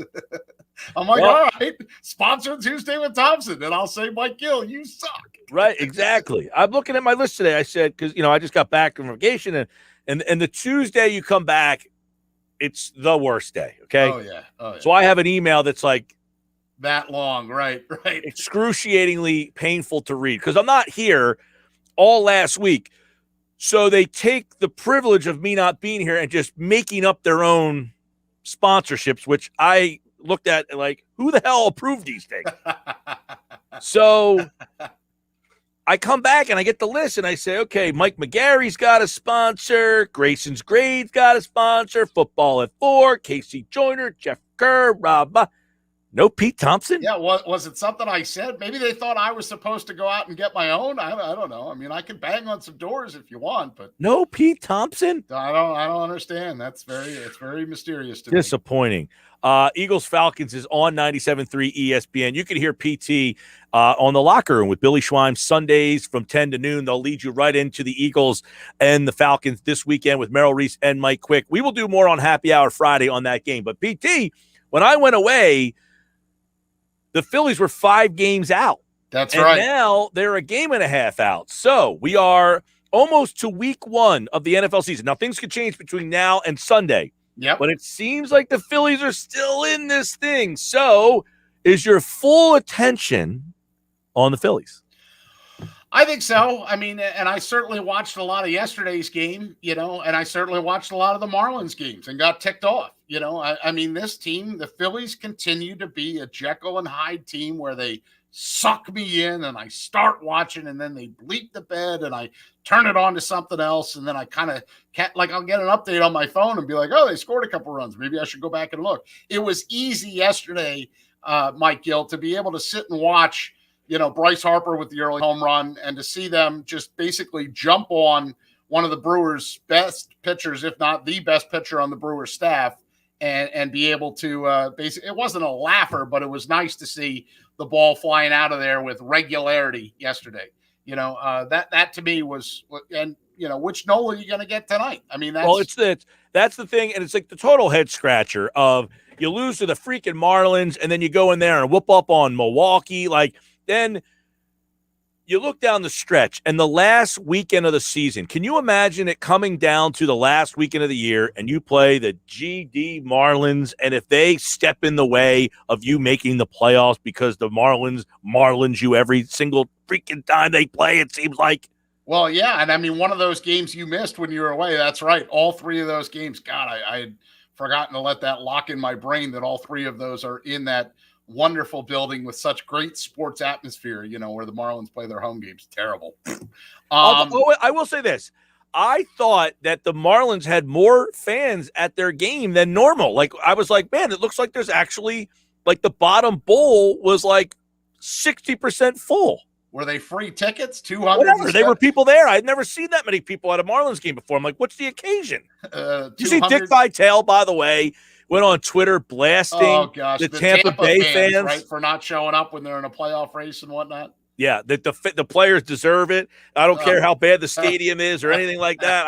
Maybe we'll put Dick Vitale with some of the Mets players who are giving their own fans thumbs down instead of thumbs up. I mean, talk about places that don't accurately read their fan base. You and I have had this discussion for years. There's certain sports markets that just aren't all loyal to one team, or they just don't care. And, Miami's that way. Tampa's that way. It's sunshine and, 5 o'clock somewhere and boat drinks and there's a sports team. And Phoenix is that way too. I mean, there's a reason, like when the Cardinals get really good in football, they'll pay attention, but that's about it. Like nobody cares about the hockey team. In the 90s, they cared about the Suns. You know what I mean? There's certain markets that just don't give two bleeps about their pro sports teams, and it's unfortunate. Well, Tampa is weird because you have Tampa over here, you have St. Pete over there. The stadium's out in the middle of nowhere. I mean, it's just whatever. But and now that you're when you live in a place that has nice weather, it is a little bit more like I was away all last week. I couldn't care less what was going on in the world. Good. Well, that's the point of getting away. Then you truly did deplug and unplug and although I saw a couple updates when big stuff happened. I can't remember what it was, but I was telling the story earlier. So I was in Greenville. We were visiting where my girlfriend went to college. Oh, ECU, and we were, right? Yeah, we were going to the campus bookstore. So I can get my T-shirt that I visited your campus. Correct. That's right. And the bookstore opens at 10 o'clock in the morning. Well, we got there at, say, like 9:53. So we're just sitting in the car waiting for them to open the store. Time to kill. And what happens? The Eagles trade for Gardner Minshew. Yeah, that was a big one. Yeah, I was like, gee, thanks. So I'm walking around the bookstore typing the story up on my phone. Typing it up with your thumbs. Yeah. I mean, people are like, well, you're on vacation. Guess what? If I don't write it while I'm on vacation, it's not getting up there. And guess what? My web goals don't change whether I'm on vacation or not. That's right. Listen, it's funny. When that Minshew trade happened, there were people that thought Joe Flacco's job was in jeopardy. They literally thought like he was going to be on the way out the door. And, I think financially was a big reason why they kept him number one. And then number two, Mullins was terrible. Well, I think, and I brought this up earlier, and I never really followed up on it, but I'm glad you brought it. So they get Minshew. I think it is if somebody loses their quarterback, they'll call and say, can we get Flacco or Minshew? Like it puts them right back in position to say, we have a quarterback that you're going to have to call us for in the event that somebody gets hurt, which is inevitable, right? I mean, look at the situation in Indianapolis. If Wentz doesn't play, their backup situation's terrible. Brutal. Yeah, and that's the thing. I mean, did you happen to see that Howie did very much tongue-in-cheek say, yeah, well, we try to be a quarterback of, what is that word with an F again? Yeah. Factory. That he was factory grinning. thing. Yeah, because he knows. By the way, Pete, did you see the Phillies lineup tonight? No, I haven't looked on Twitter yet. What is it? Why don't you read it? Very interesting. We've got a new leadoff hitter tonight. Okay. JT Realmuto was leading off and playing first base. All right. Now, I understand why he's playing first because, I mean, they're plugging in different people there, Brad Miller or him or, did Veering play first the other night? There's a left. Yeah, Veering did play first. It's a lefty pitcher going from Milwaukee. So Realmuto's at first, Segura's at second, Harper's in right, McCutcheon's in left, Veerling's at center, Galvis is at short, Torreyes is at third, Marchand's catching, and you got Nola behind the plate. So all right, so that's also getting Marchand. You're getting both bats in there, and Marchand's been coming along. I mean, he's been fairly impressive in just a short sample size. So hey, try your best out there and see what you can do. And I think one thing hasn't changed. Look, we can talk about the Phillies till we're blue in the face. Are they going to win any Gold Glove awards or Defensive Team of the Year awards? No. No matter what lineup they trot out there, they're not defensively sound. No. But that's why you got to hit 6 home runs. Yeah, well, this is what, and I wrote this article before I left, which was 6 options to play first, and I put JT Realmuto and bringing Marchand up. One reason is Marchand's a better guy at calling the game. He calls a better game, and that's disturbing because I wasn't a big fan of the Realmuto contract. I mean, I get it. They were kind of backed into a corner. They didn't know what to do. Right. I think they hit the panic button a little bit and said, look, nobody else is signing. And they had their best player cheerleading for him the entire way.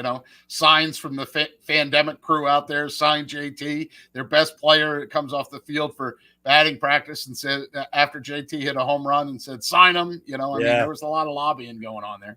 All right, Pete Thompson, by the way, Friday, Happy Hour Friday, right here on the Sports Bash. We've got so much this football season. We'll get PT's pick for the game, all that and more coming up on Friday. Happy Hour Friday with the PT. This is Tuesday with Thompson. I'd like to say brought to you by somebody, but the sales division apparently didn't think you were worthy of getting it. I guess not. We're working on that. I'm going to have to fix that for next week.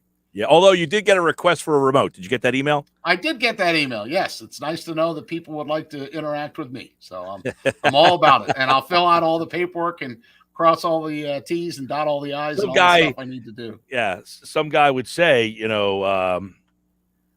I said, I'm looking around at all these sponsors. I said, how is Pete Thompson not sponsored? I mean, Rob Monty's coming up next, and he's sponsored. Right. Well, Rob's the man. I mean, just ask. Not more than PT. Well, but PT's legendary. More like infamous. People are like, you're famous. I'm like infamous. I told my kids today, I'm like they're like, you're a celebrity. I said, Mr. Thompson, you're a celebrity. Oh yeah, D-list. D-list. That was that Kathy Griffin show. My life on the D-list. All right, Peter. I'll talk to you on. I'll see you Thursday. I'll talk to you Friday. It's going to be fun season. Welcome back, and I'll see you soon. All right, Peter. Pete Thompson here on the Sports Bash on 97.3 ESPN. Sports Bash. Oh, boy. I'll tell you what. The football season changes everything. It gets us a lot more focused. We have much more routines in our football season. When we come back, one of our new routines is going to be Rob Motti from the Associated Press. He covers the Eagles. He covers the NFL. He does it all. And we're going to tap into his insight. He asked Nick Sirianni a very interesting question.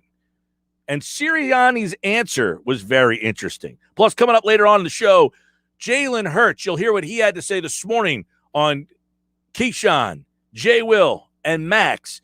Don't change that dial. You're going to want to hear what Hurts had to say about what's the biggest honor of his professional career. That's still to come here on the Sports Bash.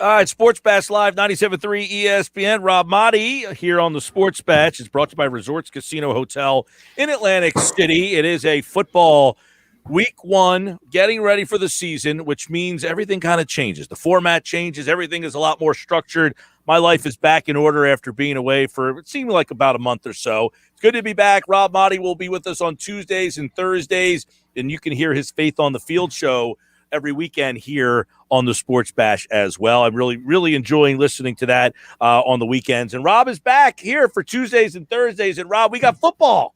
Football is back, my man. Woo-hoo! And hey, you know what? Shout out to Resorts. I appreciate the sponsorship. I can use a place to stay when I'm up north. So if they want to hook me up, I know they got a nice little spot. But hey, it's football season. You know what? It's 2 days till kickoff, man. 2 days till kickoff. About 48 hours from now, I'll be rolling into Raymond James Stadium, going through whatever protocols we have to go through to get in, temperature checks and masks and everything else. I don't know what it's going to look like there. I think each stadium is going to be a little bit different, Mike, but it'll be great to kick off the NFL season. Dallas Cowboys, Tampa Bay Buccaneers on Thursday night, and then Eagles in Atlanta on Sunday, man. Yeah, man. We have both of those games. You can hear Thursday Night Football, and, of course, Eagles and Falcons. Merrill Reese, Mike Quick have the call. Let me start with you asked Nick Sirianni a question about what this game, getting ready for his first game. And I think his answer kind of gives you a little insight of the kind of coach that he might be. He said, I could give you the coach speak, but I don't want to. And he kind of really got into a really cool answer. And I want to kind of get from you asking that question, what you were hoping to get out of him and what he gave you. Well, Mike, I'll start off from a selfish standpoint, right? In a Labor Day story, I want to get my article done and I want to get to barbecue. And so I'm hoping, as I'm writing about Nick Sirianni and his first game and what the family and football all means to him, that he gives me an answer like that. But I completely would have understood if he wanted to go a different direction and say, hey, it's not about me. It's about the team. We're focused on Atlanta, game plan, all that stuff. And he said, yeah, I could give you that. But he's such a genuine, sincere dude that you can't help but root for a guy like Nick Sirianni. You saw in that answer, it was about a 2-minute and 10-second answer, and you could see in that what football means to him, what it means to his brothers, what it means to his dad, a longtime high school coach, upstate New York, Fran Sirianni, and his whole family. And football, coaching football is in their genes. And it's pretty cool how, like, dad coaches high school. One of the brothers follows his footsteps and coaches high school. Another brother coaches Division III. And here's Nick, the youngest of the three, coaching in the NFL. And I thought, man, and his eyes lit up, right? He smiled, and he's talking about Saturday afternoon. He's listening, right? He's listening to his brother coach a Division III college football game. I don't know how at NovaCare you have access to listening to a Division III college football game. Like, I don't know where you can even get that on your radio dial or whatever it may be. I know that 97.3 is not carrying Washington and Jefferson College football games, but he's listening to it, talking to his dad through that. So you just get a little bit of an insight into who he is, the genuine, sincere. He kind of wears his heart on his sleeve, and I think it's very refreshing, Mike. Now, I will say, I was just in Jamestown, New York, which is where he is from, and I did not know he was from Jamestown, New York. But wait, Mike, it doesn't say welcome to Jamestown, New York, home of Sirianni. No, it doesn't say that? No, it did not. But I will say, like, from that area, like, it's for me anyway, for the time, it didn't seem like some crazy football town. You know what I'm saying? Like, it doesn't seem like this crazy. So for him and his father, like, to all be coaches and come out, and him to be in the NFL coming from that's a pretty cool story, knowing that the area that I was just in. But obviously this team has a completely different look. To me, Rob, how much is getting to the starting line with the offensive line with all 5 regulars going to go on Sunday, unless something happens in the next 72 hours? How much does that change the dynamic of this team? I think it's crucial. I think this offensive line and their health, Mike, and what they can do to provide stability up front, the chemistry that they all have together, especially the 3 guys on the right side, from Kelsey on over to Brandon Brooks to Lane Johnson, the Pro Bowls they've been to, the All-Pro nominations that they've had. This is a very formidable offensive line.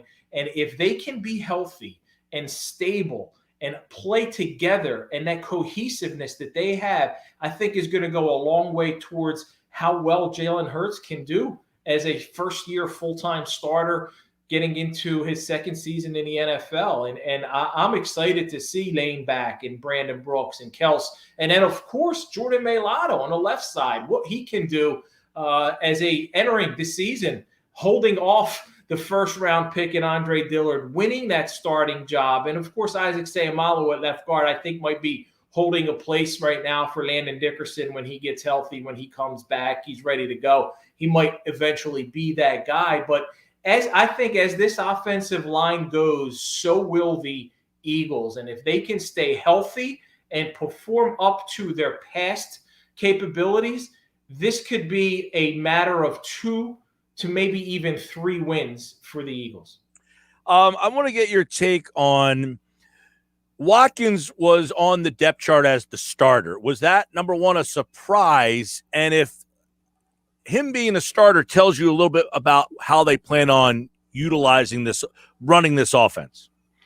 I don't think it was a surprise, Mike, because of the way things were trending in the preseason and what we saw, the success that he had, the training camp that he had, the deep threat that he is, right? He's a speed guy. He's a burner, and what he brings to the table. So I don't think it was all that much of a surprise. But now, being listed on a depth chart at number 1 doesn't matter all that much. It's going to come down to how many snaps he gets versus the other guys, the Greg Ward and J-Jaw, who made the team, right? How many snaps he gets. Because we know Devontae Smith and Jalen Reagor are, barring any injury, should be out there predominantly for a majority of the snaps at wideout. So I'm looking forward to seeing how he can perform. They got a couple home run threats, man, and they haven't had that in a while. And they did in Deshaun for a little bit when he was healthy. And it's exciting to see how they can be utilized, because I think the way Nick Sirianni plans to use these guys, I have high hopes, Mike. I have high hopes for Jalen Reagor. I think a lot of people are forgetting about him, but man, he was a first-round pick just last year, and I'm not ready to write this kid off after one injury-riddled season playing in an offense that I don't think maximized his strengths on a team that was decimated by injury and had a quarterback who had a horrific year. I think Jalen Reagor can surprise some people, and then if he can be anything close to what they expected out of a first-round pick that he was, and Devontae, I think we all have high expectations for, suddenly this wide receiver core, this group looks a whole lot better than what it did 6 months ago, 9 months ago. Yeah, and then on that, I'm very intrigued by how you read now with the way we didn't know that Ertz and Goedert were both going to be here. Now they are.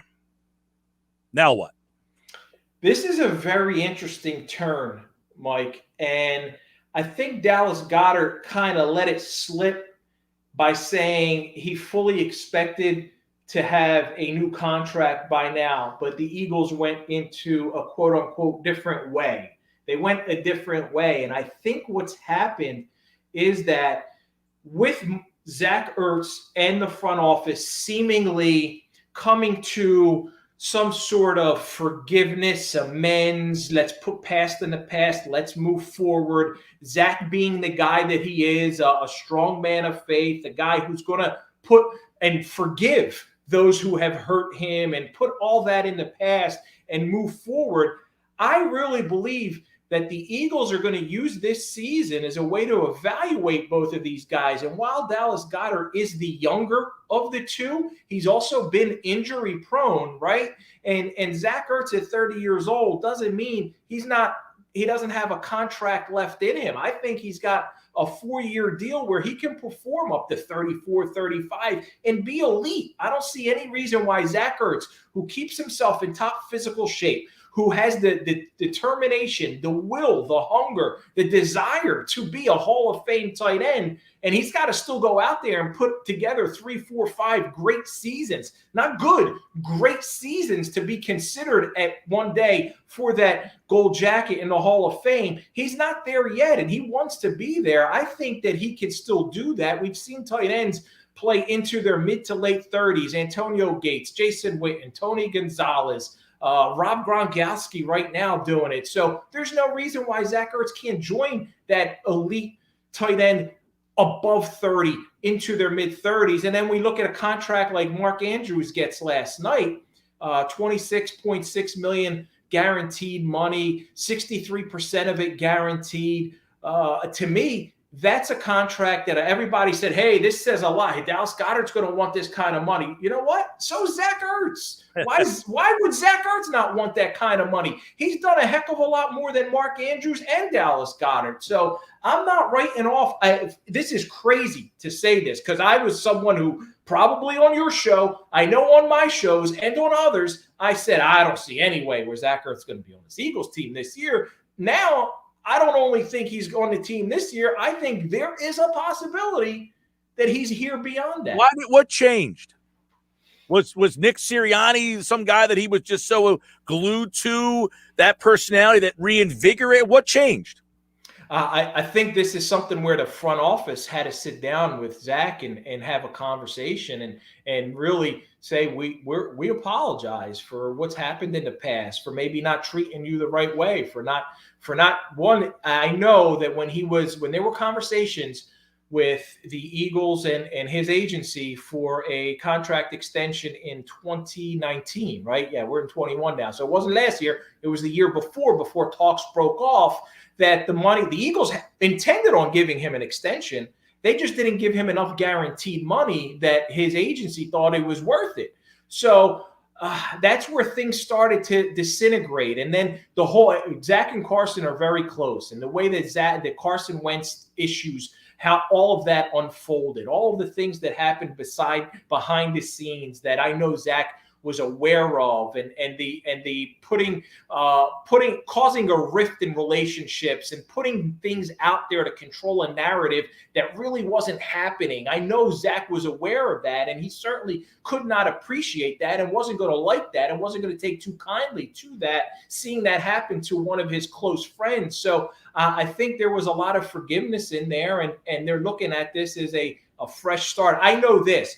Zach has always loved Philly, has always wanted to be here. His family moved here. He's got roots here now. His foundation does tremendous work in the Philly area, in North Philly and in areas around there. And I know he's always wanted to be here. So for that reason, I think he's willing to say, hey, let's put the things of the past in the past and let's move forward and let's exercise forgiveness. Rob will be back on Thursday. We'll get more of his thoughts on this particular matchup, but I just want to get your overview thought. Like, this defense on paper is better than last year. The one issue I would say is the age. I mean, Brandon Graham, Fletcher Cox, McLeod, Slay. These are all guys that could, they're starting to get there, and they're better players. But same as that offensive line, if their defense stays healthy, what do we got? I just sat down today, too, with Rodney McLeod and had a very cool conversation, and I'm still not sure. He's not sure when he's going to be able to come back, but he's got a lot of high expectations for this defense under Jonathan Gannon, and I think you're going to see a different kind of defense in that we may not be on 3rd and 15 so prone to seeing other teams convert, right, with the picket defense and all that stuff. I think you're going to see a defensive coordinator who maximizes the strength of the players that he has there. And as you said, Mike, there are some older veteran guys, but there's a good blend of younger players. And the guy everybody's high on is Josh Sweat, who incidentally was named a co-starter on the depth chart, which I thought was a little interesting to see him and Derek Barnett co-starters. He's going to get a lot of snaps. The strength of this defense remains that defensive line, what they can do up front, and if they can control the line of scrimmage and put pressure on quarterbacks, they're going to have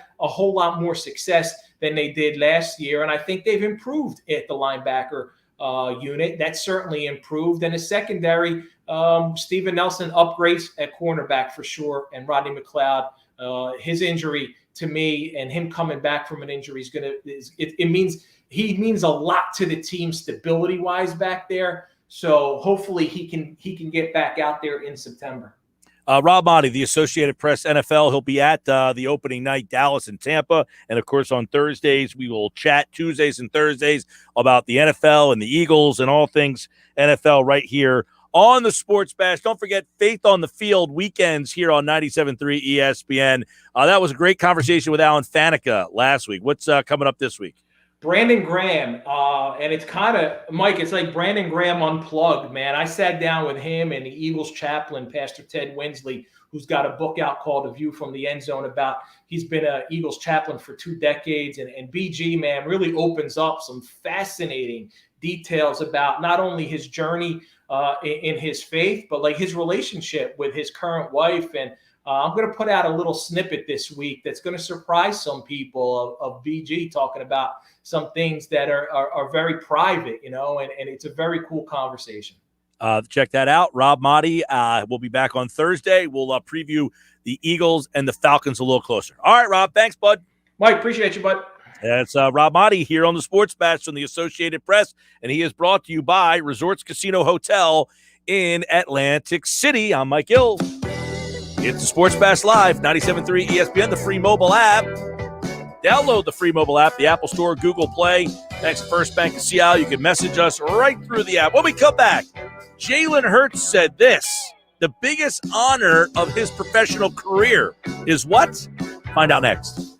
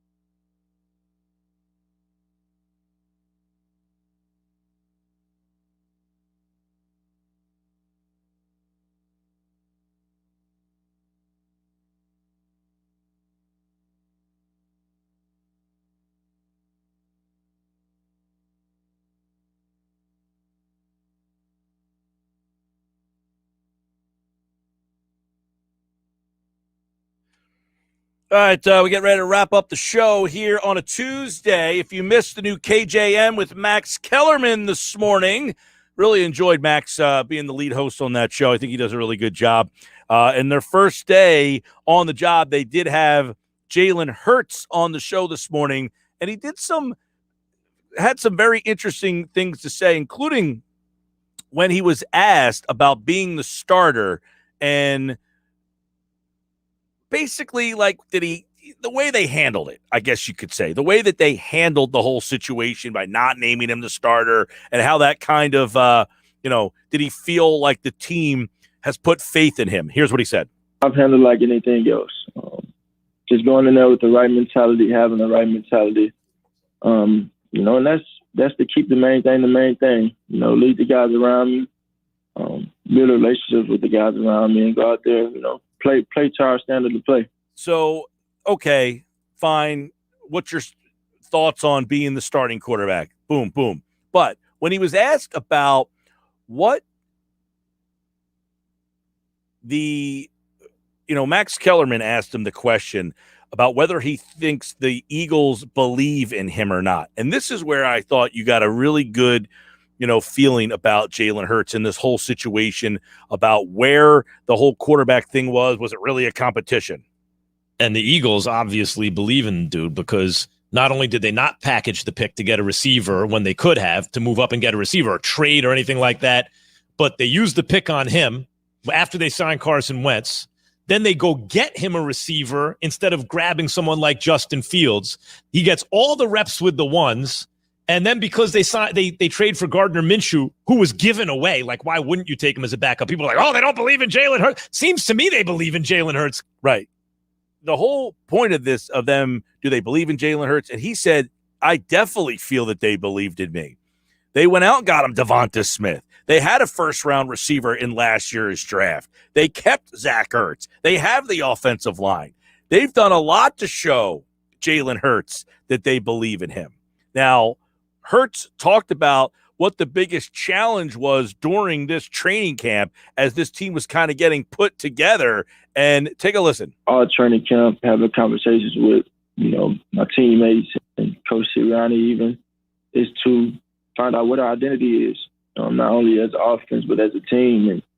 And we have a lot of players that are going to be getting, new opportunities this year, and we all want to take advantage of them. So it's just putting those pieces together and seeing what's what. So we're excited for that. So a couple things. The biggest challenge during camp, finding the offensive identity. The question will be, have they found that identity? What would make us feel like through the preseason that they found that identity? So if he's saying that's the biggest challenge, have they found it? What is their identity? So what did he learn from last year playing those 4 games that he could bring into this season? He said this today on KJM. One of the things I took away was you have to appreciate every moment, one. And I value so much of the relationships I have with my teammates, and knowing that as a quarterback, as a leader, it's not about you. It's about the people around you. It's about, uplifting them to play to the highest of highs, and bringing the best out of them. So I challenge myself every day, go out there and do my job, know the things I need to know, and handle mine, and lead. Everything he says always has to do with leading, right? Leading. What does this Eagles offense need to do to be a good one? He talked about, trying to find what the identity was. What do they need to do, though? Going out there and being consistent what we're doing. We are what we are. We're going to go out there and play. We'll go out there and execute. But I think that's the biggest thing right there. We're prepping. We obviously play Atlanta this first week. So we're prepping for them. We're going to get the game plan going and get everything in. We're going to go out there and execute. For more of the Jalen Hurts conversation, check out KJM.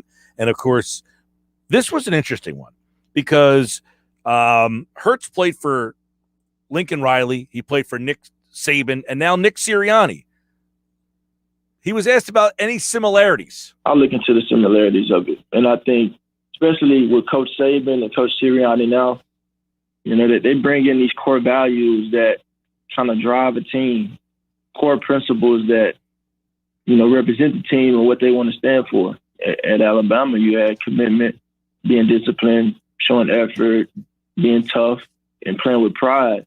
And here, we have connect, and accountability and competing and playing with high football IQ and doing things the right way. So all of those values are roots to the football team, and I think that goes a very long way. What an answer. Basically saying that Saban and Sirianni have a lot of things in common. For more, check out 973ESPN.com. Don't forget, download the free mobile app, and you can message the show right through the app each and every day. Do so. Download it, 973ESPN.com/app. I'm Mike Gill. This has been the Sports Bash. It's been great to be back. I'll be back tomorrow. Josh has you next. Tom Moore, columnist from the Bucks County Courier-Times, will join him tonight at 6:20. Stick around for that. We've got Thursday Night Football. We've got Eagles football. We've got a big one on Sunday. All right here on 97.3.